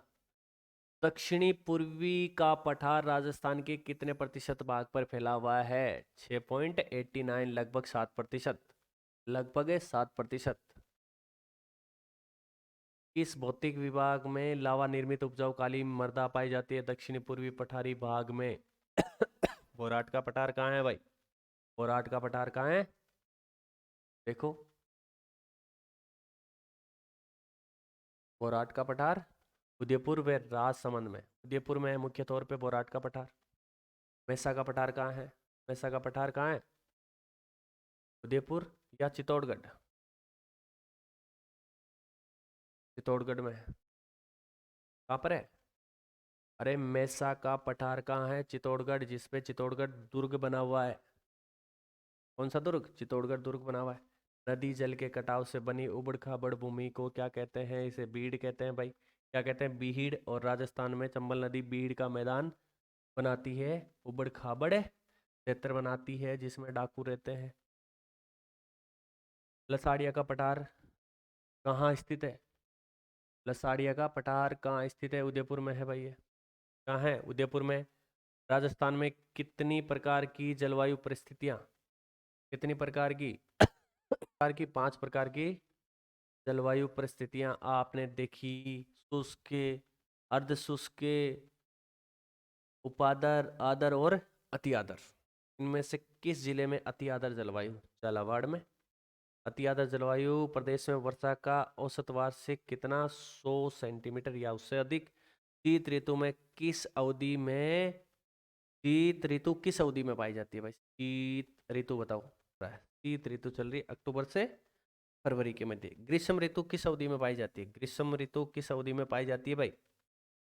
जून आ गया, एक में ही दिख रहा है जून, मार्च से जून तक ग्रीष्म ऋतु। ग्रीष्म ऋतु में सबसे अधिक मरुस्थल में पाया जाता है। ग्रीष्म ऋतु में राजस्थान का सबसे ठंडा स्थान कौन सा रहता है? ग्रीष्म ऋतु में माउंट आबू रहता है। कौन सा रहता है? माउंट आबू रहता है भाई। माउंट आबू कहाँ है? सिरोही में। माउंट आबू कहाँ है? सिरोही में। राज्य में सर्वाधिक वार्षिक तापांतर कहाँ पाया जाता है? असल में मिलता है। राजस्थान में चलने वाली अत्यधिक, अत्यंत गर्म धूल भरी हवाओं को क्या कहते हैं? लू कहते हैं। बंगाल की खाड़ी से सर्वाधिक वर्षा, बंगाल की खाड़ी से सर्वाधिक वर्षा पूर्वी मैदान। अरब सागर के मानसून से अधिकांश वर्षा, अरब सागर के मानसून से दक्षिणी राजस्थान में होती है अधिकांश वर्षा। राजस्थान में सर्वाधिक वर्षा किस जिले में होती है? झालावाड़ में होती है। कहाँ होती है? झालावाड़ में होती है। आगे देखते हैं, आगे देखते हैं। राजस्थान में सबसे कम वर्षा कहाँ होती है भाई? सबसे कम वर्षा जैसलमेर में होती है। राजस्थान में सबसे अधिक वर्षा इस स्थान पर माउंट आबू पर होती है, सम जहाँ पर बारिश होती नहीं है भाई, जैसलमेर में। राजस्थान में दक्षिणी पूर्वी भाग से उत्तरी पश्चिमी भाग की वर्षा लगातार दक्षिणी पूर्वी से उत्तर पश्चिम में घटती जाती है, घटती जाती है भाई। 40 में बिल्कुल घटती जाएगी, घटती जाती है। क्या है कि नाइट ज़्यादा हो गई ना, तो थोड़ी भूल पड़ रही है। वर्षा ऋतु किस अवधि में पाई जाती है? वर्षा ऋतु, वर्षा ऋतु जुलाई से सितंबर। भारत में जून के महीने में मानसून आता है, राजस्थान आते आते जुलाई का महीना लग जाता है, जुलाई से सितंबर। उत्तर भारत से आने वाली ठंडी हवाएं क्या कहलाती है भाई? उत्तर भारत से आने वाली ठंडी हवाएं राजस्थान में क्या कहलाती है? 41 में। शीतलहर, शीतलहर आती है। शीतलहर की चपेट में कौन कौन से जिले आते हैं सर्वाधिक? अलवर, जयपुर, इधर के जो जिले हैं ये शीतलहर की चपेट में अधिक आते हैं। शीत ऋतु में होने वाली वर्षा क्या कहलाती है? मावठ की वर्षा कहलाती है। पश्चिमी विक्षोभ से आती है। अपर्याप्त व अनिश्चित वर्षा के कारण पशु पक्षियों के चारा पानी व मनुष्यों के लिए अनाज व पेयजल की कमी आ जाती है, ये स्थिति कहलाती है अकाल की स्थिति। भौतिक दशाओं व मानवीय कार्यों द्वारा जल उपजाऊ, भौतिक दशाओं एवं मानवीय कार्यों द्वारा जब उपजाऊ भूमि बंजर व रेतीली में बदल जाती है तो इस प्रक्रिया को क्या कहते हैं? मरुस्थलीकरण कहते हैं। जल व पवन द्वारा मृदा का कटाव होना क्या कहलाता है? अपर्दन। मृदा का अपर्दन ही कहलाता है। मृदा का अपर्दन कहलाता है। इनमें से कौन सा भौतिक प्रदेश राजस्थान में अवस्थित नहीं है? हिमालय पर्वत नहीं है भाई। हिमालय कहाँ है? उत्तरी भारत में है। हिमालय उत्तरी भारत में है। हिमालय उत्तर का विशाल मैदान, प्रायद्वीपीय पठार, पश्चिमी घाट, पूर्वी घाट। मानचित्र में समान वर्षा वाले स्थानों को मिलाने वाली रेखा समवर्षा रेखा। राजस्थान का कौन सा क्षेत्र प्रतिवर्ष सूखे का सामना करता है? प्रतिवर्ष थार मरुस्थल। सर्वाधिक दैनिक तापांतर किस जगह पर पाया जाता है? सर्वाधिक दैनिक तापांतर कहाँ मिलता है भाई? बताओ देखिए, कहाँ मिलता है? शुरू में रातें ठंडी होती है, दिन गर्म होते हैं। अरावली पर्वतमाला क्षेत्र में राजस्थान की जनसंख्या का कितना प्रतिशत भाग निवास करता है? अरावली पर्वतमाला में राजस्थान का जनसंख्या का 11% भाग निवास करता है भाई। कितना? 11। प्रिया का पठार कहाँ स्थित है? प्रिया का पठार सिरोही में। कहाँ पर है? सिरोही में स्थित है। अब इसके बाद आपका है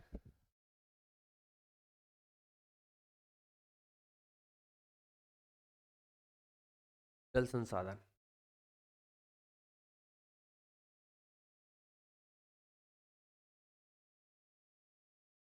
अगला टॉपिक कौन सा है? जल संसाधन।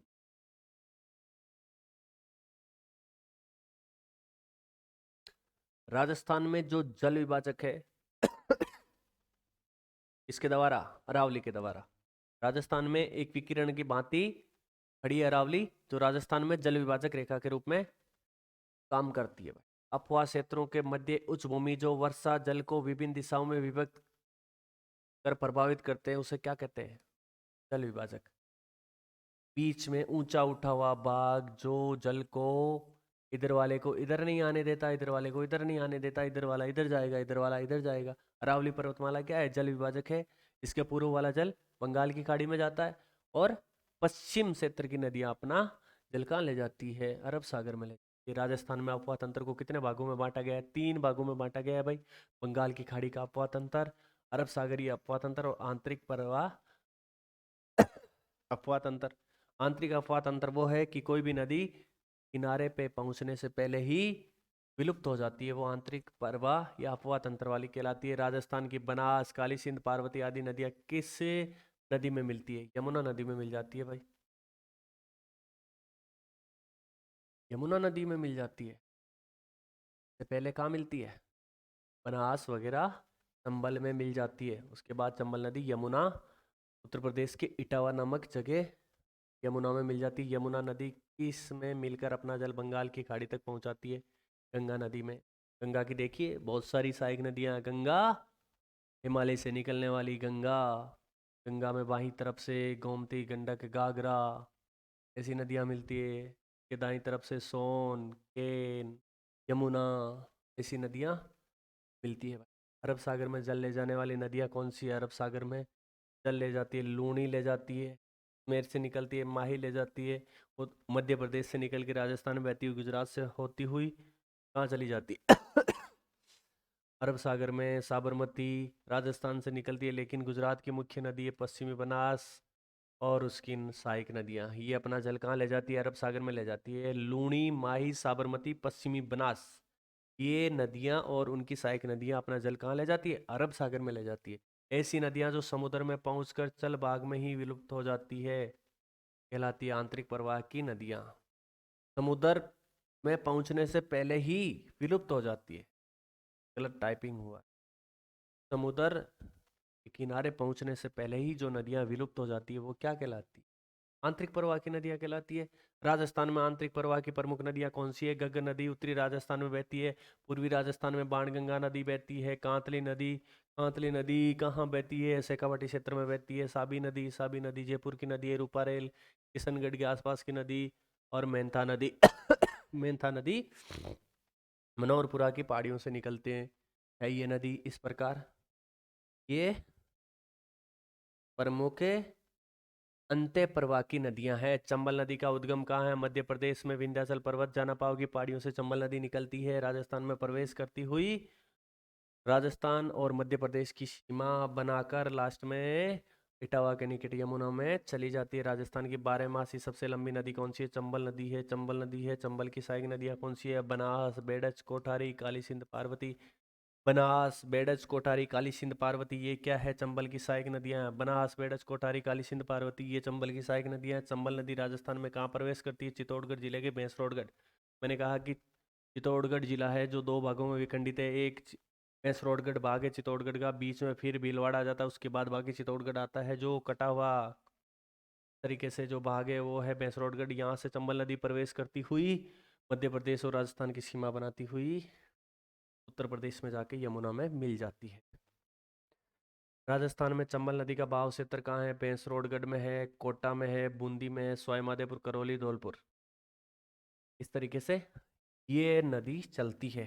चंबल नदी राजस्थान के कितने जिलों में बहती है? 6 जिलों में बहती है। चंबल नदी कौन सी नदी में मिलती है? यमुना में मिल जाती है, उत्तर प्रदेश इटावा के निकट। राजस्थान का औद्योगिक नगर किसे कहते हैं? कोटा को कहते हैं भाई। कोटा किस नदी के किनारे है? चंबल नदी के किनारे है। चंबल नदी पर 4 बांध बने हुए हैं भाई। गांधी सागर बांध, राणा प्रताप सागर बांध, जवाहर सागर बांध और कोटा बैराज, ये चार ये उद्गम से दूर की ओर यही इनका क्रम है। बनास नदी का उद्गम स्थल कहाँ है? खमनोर की पहाड़ियाँ। खमनोर की पहाड़ियाँ राजसमंद में बनास नदी का उद्गम स्थल है। बनास नदी का बहाव क्षेत्र है राजसमंद, चित्तौड़गढ़, भीलवाड़ा, टोंक और सवाई माधोपुर। सवाई माधोपुर में रामेश्वरम के पास जाकर ये चंबल नदी में मिल जाती है। यह बहाव क्षेत्र है किसका? बनास का। कौन सी नदी का? बनास नदी का।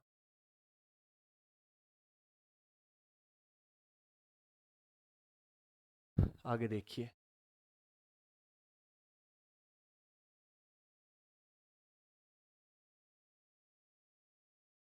बनास नदी का उद्गम स्थल खमनोर की पहाड़ियाँ, राजसमंद, चित्तौड़गढ़, भीलवाड़ा, टोंक, सवाई माधोपुर में बहकर ये नदी चंबल में मिल जाती है। बनास नदी चंबल में किस स्थान पर मिलती है भाई? सवाई माधोपुर में रामेश्वरम के निकट। यहाँ पर ये त्रिवेणी संगम बनाती है। बनास नदी है, मौसमी नदी है, मौसमी नदी है। पूर्णतः राजस्थान में बहने वाली सबसे लंबी नदी कौन सी है? बनास है, 480 किलोमीटर लंबी है। पूर्णतः राजस्थान में बहने वाली ये प्रमुख नदी है, सबसे लंबी नदी है। आगे देखिए।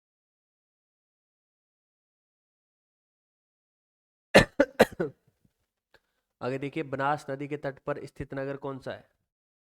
बनास नदी के तट पर स्थित नगर कौन कौन से हैं?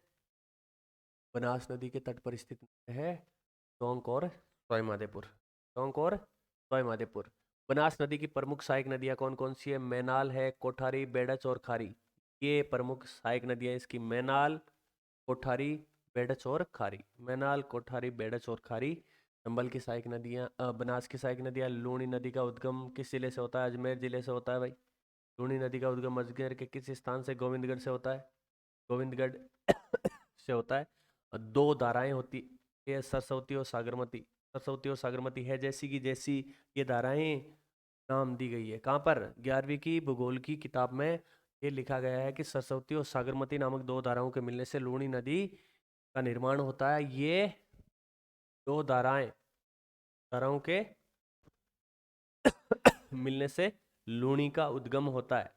याद रखना, सरस्वती और सागरमती। लूनी नदी का बहाव क्षेत्र कौन कौन सा? अजमेर से निकलती है, अजमेर से निकलने के बाद नागौर, पाली, जोधपुर, बाड़मेर, जालौर से होती हुई कच्छ के रण में कहाँ चली जाती है? कच्छ के रण में चली जाती है। इन जिलों में इसका बहाव क्षेत्र है। लूनी नदी का पानी कहाँ के बाद खारा हो जाता है? बाड़मेर जिले के बालोतरा। बालोतरा से इसका पानी खारा हो जाता है। इसी कारण लूनी को मीठी और खारी नदी के नाम से भी जाना जाता है। लूनी नदी की प्रमुख सहायक नदियां कौन कौन सी है? जोजड़ी, जोजड़ी नदी, पांडी, मीठड़ी, खारी, जवाई, कुकड़ी, सागी, कुइया, ये प्रमुख नदियां हैं भाई। जोजड़ी दाई तरफ से मिलने वाली एकमात्र नदी है। बाकी इसके बाईं ओर से मिलने वाली नदियां हैं जोजड़ी, पांडी, मीठड़ी, जवाई, खारी, सूकड़ी, सागी, गुइया, ये सारी इसकी सहायक नदियां हैं। माही नदी का उद्गम स्थल कहाँ से है भाई? मध्य प्रदेश में विंध्याचल पर्वत से माही नदी का उद्गम स्थान है। माही नदी राजस्थान के किन दो जिलों में बहती है? बांसवाड़ा और प्रतापगढ़ में बहती है। बांसवाड़ा और प्रतापगढ़ में बहती है। माही नदी की प्रमुख सहायक नदियां कौन कौन सी? सोम और जाकम। सोम, माही, जाकम तीनों मिलके बेणेश्वर के निकट त्रिवेणी संगम बनाती। माही नदी अपना जल कहाँ ले जाती है? खंभात की खाड़ी में ले जाती है। बाणगंगा नदी का उद्गम स्थल कहाँ है? जयपुर में है। जयपुर में है बाणगंगा। बाणगंगा नदी का उद्गम कहाँ से होता है? बैराट की पहाड़ी से होता है। बैराट की पहाड़ी कहाँ है? जयपुर में है। कौन सी नदी का पानी भरतपुर में घना पक्षी राष्ट्रीय उद्यान में नम भूमि का निर्माण करता है? बाणगंगा नदी का। कौन सा? बाणगंगा नदी का पानी करता है। किस नदी को अर्जुन की गंगा कहा जाता है? अर्जुन की गंगा कहा जाता है, बाणगंगा को कहा जाता है। गग्गर नदी का उद्गम स्थल कहाँ है? गगन नदी का हिमाचल प्रदेश में शिवालिक की पहाड़ियों से ये नदी निकलती है। कौन सी? गग्गर नदी।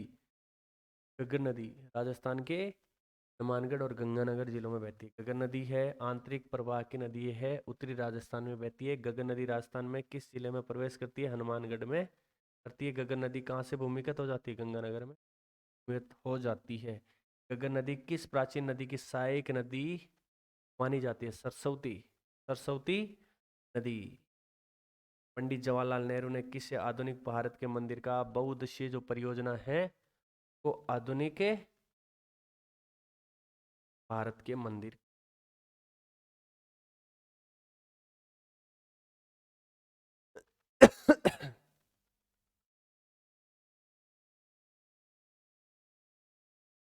आधुनिक भारत के मंदिर का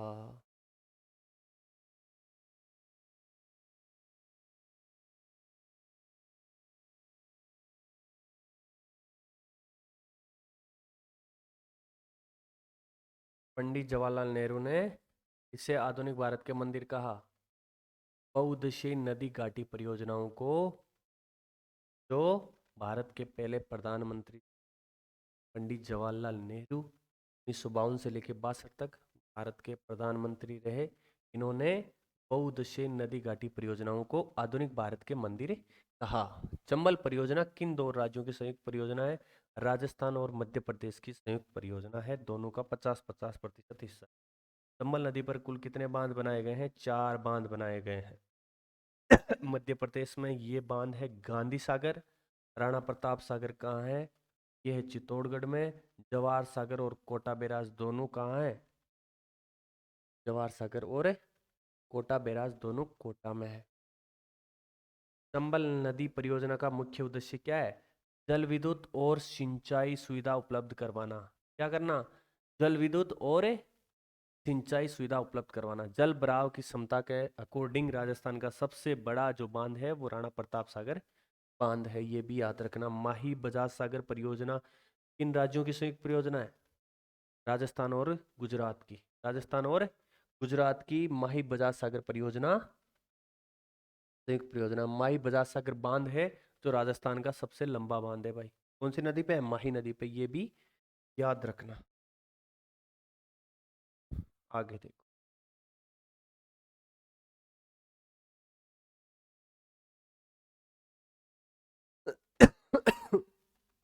माही बजाज सागर बांध कहाँ स्थित है? बांसवाड़ा में है। राजस्थान का सबसे लंबा बांध है माही बजाज सागर। माही बजाज सागर का प्रमुख उद्देश्य क्या है? पेयजल, जल विद्युत और सिंचाई परियोजना। मतलब ये बहुउद्देशीय परियोजना है। बहुउद्देशीय परियोजना उसे कहते हैं जिसके उद्देश्य एक से अधिक हो। बिसलपुर परियोजना का संबंध किस जिले से है? टोंक जिले से है। टोंक जिले से है भाई। बिसलपुर बांध कहाँ पर स्थित है? टोंक जिले के टोडा राय सिंह नगर के पास बिसलपुर में कौन सा बांध है? बिसलपुर बांध है। बिसलपुर बांध से किन जिलों को पेयजल की आपूर्ति होती है? अजमेर, जयपुर और टोंक। अजमेर, जयपुर, टोंक। अजमेर, जयपुर, टोंक। अजमेर, जयपुर, टोंक को जल विद्युत सॉरी पेयजल की आपूर्ति होती है किससे? बिसलपुर बांध परियोजना से। सरदार सरोवर परियोजना किन राज्यों की संयुक्त परियोजना है? सरदार सरोवर परियोजना किन राज्यों की संयुक्त परियोजना है? ये है गुजरात, मध्य प्रदेश, महाराष्ट्र और राजस्थान। सरदार सरोवर किस किस की है? देखो, राजस्थान, मध्य प्रदेश, गुजरात और महाराष्ट्र, इन 4 राज्यों की संयुक्त परियोजना है कौन सी? सरदार सरोवर बांध परियोजना। ये याद रखोगे भाई आप। के बाद है सरदार सरोवर बांध कहाँ स्थित है? गुजरात में नर्मदा नदी पर।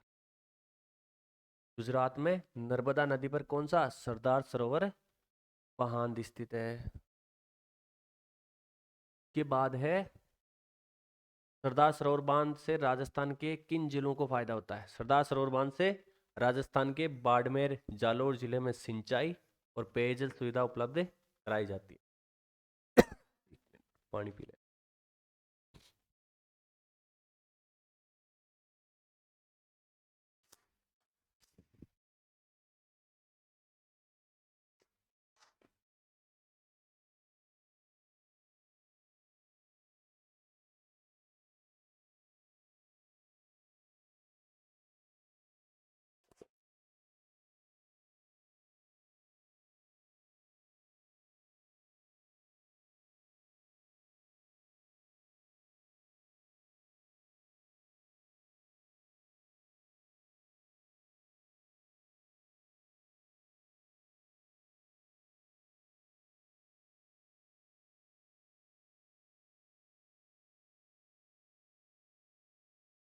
जवाई बांध।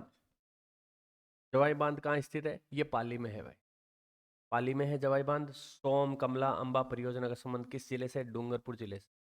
देखिए, सोम, कमला और अंबा परियोजना, सोम, अंबा और कमला कहाँ से? डूंगरपुर जिले से संबंधित है। देखिए, यहाँ से सीधे से सवाल बनेंगे।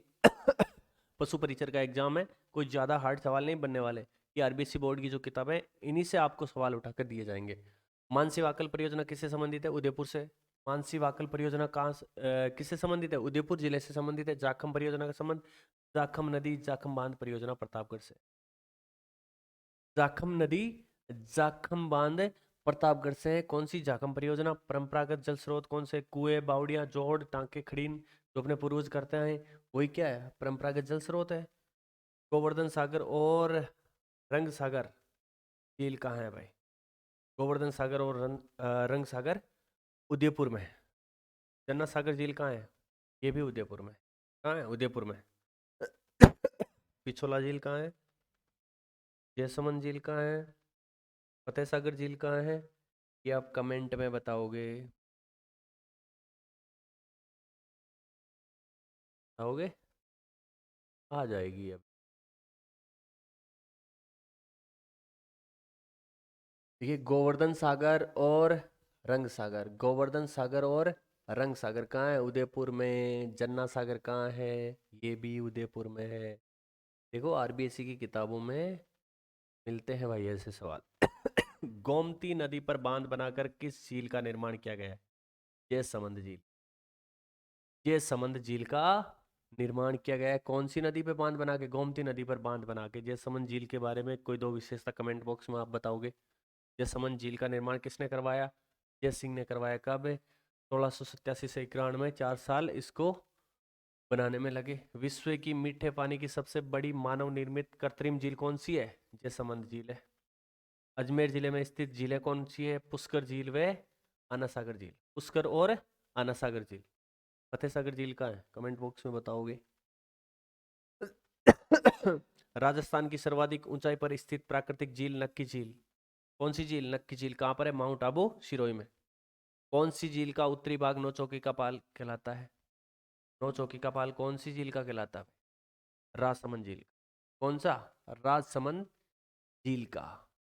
बाबा का बाकड़ा और प्यारी, ये कौन सी झील से संबंधित है? कमेंट बॉक्स में बताओगे। राजस्थान में खारे पानी की झीलें कौन कौन सी है? सांबर झील है जो जयपुर, अजमेर और नागौर में फैली हुई है। प्रशासनिक दृष्टि से इस पर ज्यादा, प्रशासनिक दृष्टि से ये जयपुर का अधिकार है, लेकिन इसका ज्यादातर भाग किस में आता है? नागौर में आता है।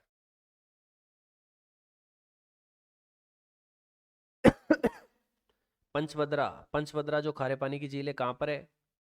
बाड़मेर में। पुराने ही देखने हैं आपको, नया नहीं देखना है। डीडवाना कहाँ पर? नागौर में। लूणकरणसर कहाँ? बीकानेर में। पोखरण कहाँ? जैसलमेर। ये खारे पानी की कुछ महत्वपूर्ण झीलें हैं भाई। जोधपुर की प्रमुख झीलें कौन कौन सी है? बालसमंद झील इंपॉर्टेंट है, बालसमंद, कायलाना भी इंपॉर्टेंट, और उमेद सागर। उमेद सागर, कायलाना और बालसमंद। बालसमंद, उमेद सागर और कायलाना झील कहाँ पर है? ये जोधपुर की झील है। पोखरण जैसलमेर में, लूणकरण बीकानेर में, डीडवाना नागौर में, पंचभद्रा बाड़मेर में, सांबर जयपुर अजमेर नागौर में। जैसलमेर में स्थित झील का क्या नाम है? गढ़सीसर झील। कौन सी? गढ़सीसर। उज झील कहाँ है भाई? उज झील कमेंट बॉक्स में, कमेंट बॉक्स में बताओगे। बुज झील।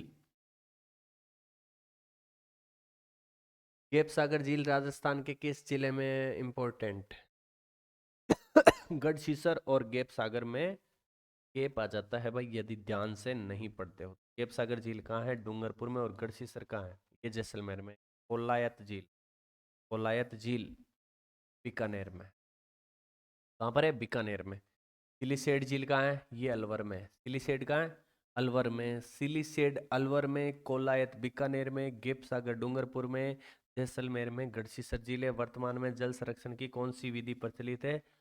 रूप टॉप जल संचय और वाटर हार्वेस्टिंग।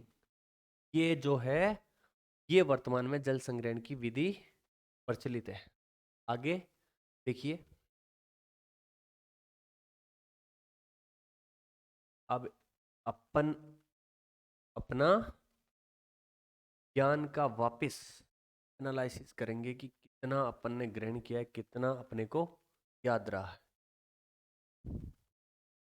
पश्चिमी राजस्थान में जल संरक्षण हेतु घर में बनाई गई कुएनुमा संरचना क्या कहलाती है? टांका कहलाती है। क्या कहलाती है? टांका। अरे होद हुए ना, होद, ये टांका। पश्चिमी राजस्थान में कृषि के लिए जल संरक्षण हेतु बनाई गई संरचना खड़ीन क्या कहलाती है? खड़ीन। वर्षा जल रोककर भूमिगत जल स्तर को बढ़ाने हेतु बनाई गई संरचना क्या कहलाती है? जोड़। शेखावाटी क्षेत्र में हुए ना, जिसका कच्चा कुआ बन क्या करे? जोड़। क्या बोलते हैं? जोड़। अब देखिए, महत्वपूर्ण प्रश्न आरबीएससी बोर्ड की किताबों के हैं भाई, ये सारे के सारे। किसी नदी तथा उसकी सहायक नदियों द्वारा निर्मित जल प्रवाह की विशेष व्यवस्था को क्या कहते हैं? अपवाह तंत्र के। क्या कहते हैं? अपवाह तंत्र कहते हैं। दो अपवाह क्षेत्रों के मध्य की उच्च भूमि को वर्षा जल को विभिन्न दिशाओं में विभक्त प्रवाहित करती है, वो क्या कहलाती है? वो जल विभाजक कहलाती है। मतलब है बीच का उठा हुआ भाग जो दोनों तरफ के जल को अलग करता है, वो जल विभाजक कहलाता है। ऐसी छोटी नदियों जो आगे जाकर बड़ी नदियों में मिल जाती है, क्या कहलाती है? सहायक नदियां कहलाती है। राजस्थान के अपवाह तंत्र को कितने भागों में बांटा गया है? 3 भागों में बांटा गया है। अरब सागर का अपवाह तंत्र, बंगाल की खाड़ी का अपवाह तंत्र और आंतरिक अपवाह तंत्र। इनमें से कौन सी नदी बंगाल की खाड़ी के अपवाह तंत्र की है? देखो, बंगाल की खाड़ी के अपवाह तंत्र की मतलब है पूर्व दिशा में जाती हुई गिर जाती है। कहाँ पर? चंबल में मिल जाती है। और चंबल कहाँ? यमुना में। यमुना कहाँ? गंगा में। गंगा कहाँ? बंगाल की खाड़ी में। तो भाई, बंगाल की खाड़ी के अफवाह तंत्र की नदी कौन सी है? बनास है। इनमें से कौन सी नदी अरब सागर में गिरती है? देखो, अरब सागर में बनास तो नहीं गिरती, बनास नहीं गिरती, पार्वती भी नहीं, काली सिंध भी नहीं, माही नदी। माही नदी अरब सागर में जाती है। इनमें से कौन सी नदी यमुना नदी में नहीं मिलती है? यमुना नदी में साबरमती नहीं मिलती है। कौन सी नहीं मिलती है? साबरमती नहीं मिलती है। इनमें से किस विकल्प की सभी नदियां आंतरिक अपवाह तंत्र की है? और देखो, आंतरिक अपवाह तंत्र की आपको नदियां देखनी है। ये रही भाई, ये सारी की सारी गग्गर नदी, बाणगंगा, कांतली, रूपारेल, ये चारों नदियां हैं। ये आंतरिक प्रवाह की नदियां हैं। राजस्थान की सबसे लंबी नदी कौन सी है? राजस्थान की सबसे लंबी नदी चंबल है। कौन सी है? चंबल।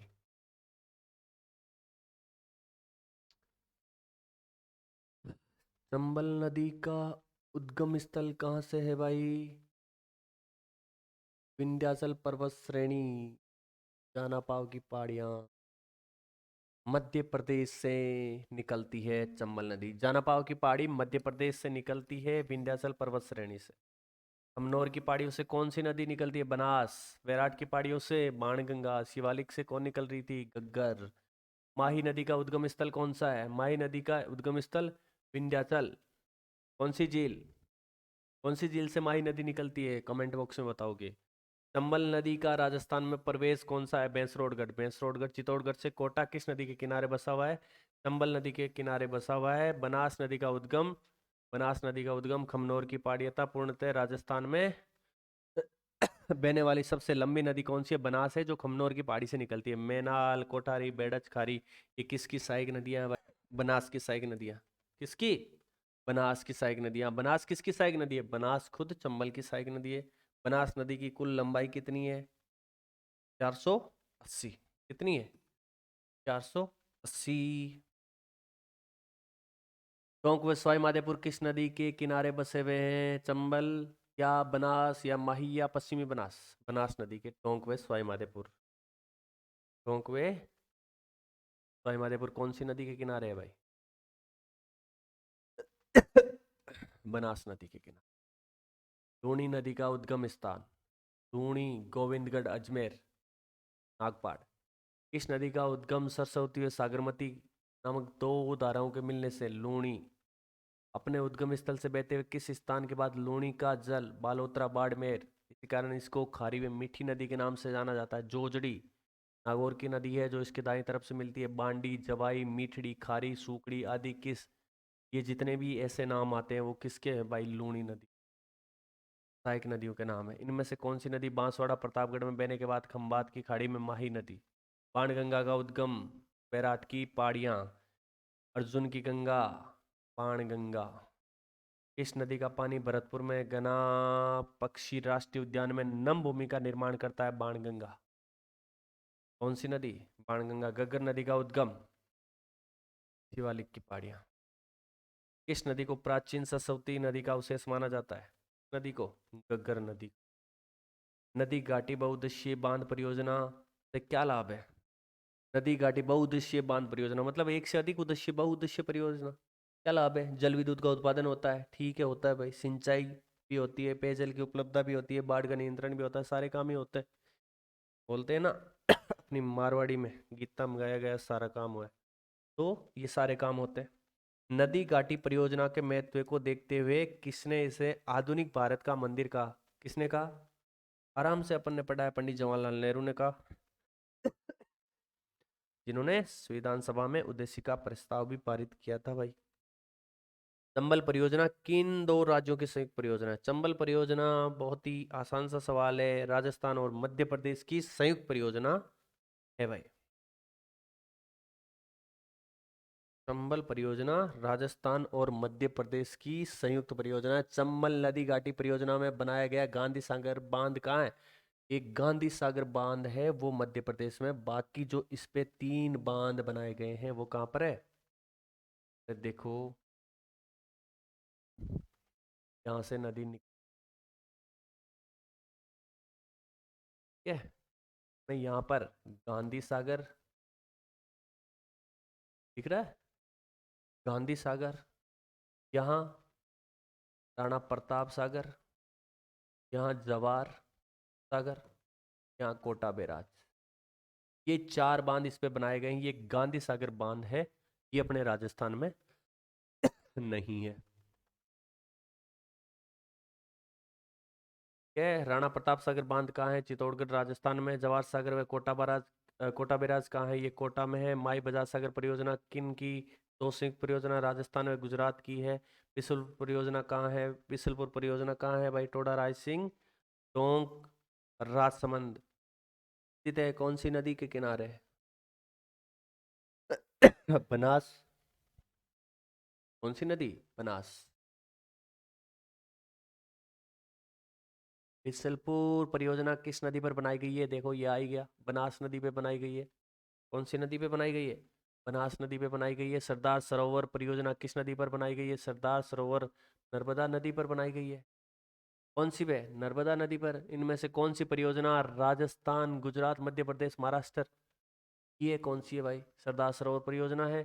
सोम कमला अंबा परियोजना डूंगरपुर डूंगरपुर डूंगरपुर जवाई परियोजना किस जिले की विकसित परियोजना है? जवाई जवाई जवाई जी पाली। मानसी वाकल मानसी वाकल उदयपुर मानसी वाकल उदयपुर। जाखम परियोजना किस जिले में विकसित है? जाखम जाखम जाखम जाखम जाखम प्रतापगढ़। जाखम परियोजना। राजस्थान का सबसे ऊंचा बांध कौन सा है भाई? कौन सा है? कमेंट बॉक्स में बताओगे। झीलों की नगरी।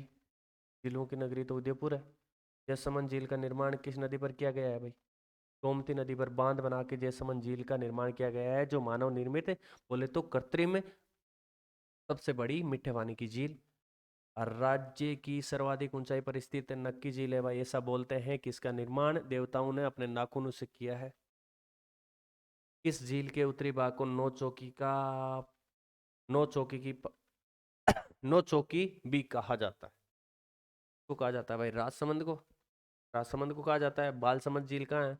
बालसमंद तो अपने जोधपुर में है। कोलायत झील कहाँ है? कोलायत बीकानेर में है। गेप सागर झील कहाँ है? ये डूंगरपुर में है। गढ़सीसर कहाँ पढ़ी है आपने? वो कमेंट में बताओगे। सिलीसेड कहाँ है? सिलीसेड अपने अलवर में है। कहाँ पर है? सिलीसेड झील अलवर में है। गेप सागर कहाँ है? गढ़सीसर कहाँ है? गेप सागर अपने यहाँ दोबारा पढ़ ली। गढ़सीसर कमेंट बॉक्स में बता दो। ये देखो, इनमें से कौन सी झील अजमेर नागौर जयपुर की सीमा पर है? कौन सी है भाई? सांबर झील है। भारत का 8% से अधिक नमक ये झील बनाती है। कौन? इनमें से कौन सी मीठे पानी की झील है? कौन सी मीठे पानी की झील है भाई? लूणकरण सर, लूण ही लूण है। पंचभद्रा में लूण है। डीडवाना में लूण है। और ये खाने योग्य भी नहीं है। तो जयसमंद बसती है। जयसमंद कौन सी मीठे पानी की झील है? जल संरक्षण के लिए उचित उपाय।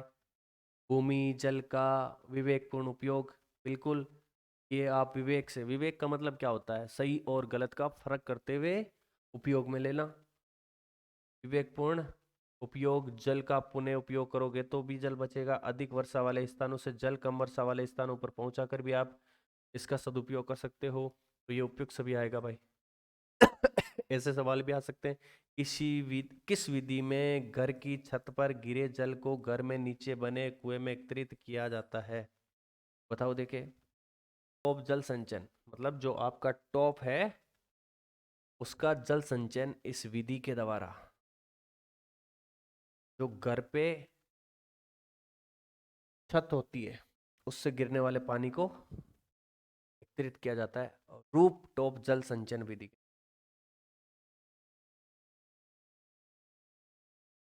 अब आगे देखिए। इस विधि में वर्षा के व्यर्थ बहने वाले जल को भूमिगत किया जाता है। इसमें किया जाता है भाई? बताओ देखिए। Water harvesting. वाटर हार्वेस्टिंग में जल को भूमिगत किया जाता है। पश्चिमी राजस्थान में कृषि के लिए बनाई जल संरक्षण संरचना कहलाती। बताओ देखिए। 57 में बताओ। पश्चिमी राजस्थान में कृषि के लिए बनाई गई जल संरक्षण संरचना क्या कहलाती है? खड़ीन कहलाती है। जल को रोककर भूमिगत जल स्तर को बढ़ाने के लिए संरचना बनाई संरचना क्या कहलाती है? 58 में बताओ। जोहोड़। जल को रोककर भूमिगत जल स्तर को बढ़ाने के लिए बनाई गई संरचना जोहोड़। पुष्कर झील कहाँ पर है भाई? अजमेर में। कहाँ पर है? कहाँ पर है? अजमेर में है। मैडम मेरी घाट भी यहीं पर है। बावन घाट भी है। मेवाड़ महाराणा अजय सिंह ने 1687 से 91 में गोमती नदी पर किस झील का निर्माण किया था भाई? इस झील का निर्माण किया था, जयसमंद झील का निर्माण किया था। सोम जाकम किस मुख्य नदी की सहायक नदियां हैं? ये माही की है। सोम, जाखम और माही तीनों नदियां मिलकर बेणेश्वर, बेणेश्वर नामक स्थान पर त्रिवेणी संगम। राजस्थान में त्रिवेणी संगम कौन कौन सी नदियां बनाती है और राजस्थान में कितने त्रिवेणी संगम है? कमेंट बॉक्स में लिखोगे। ठीक है भाई, ये अपना टॉपिक है।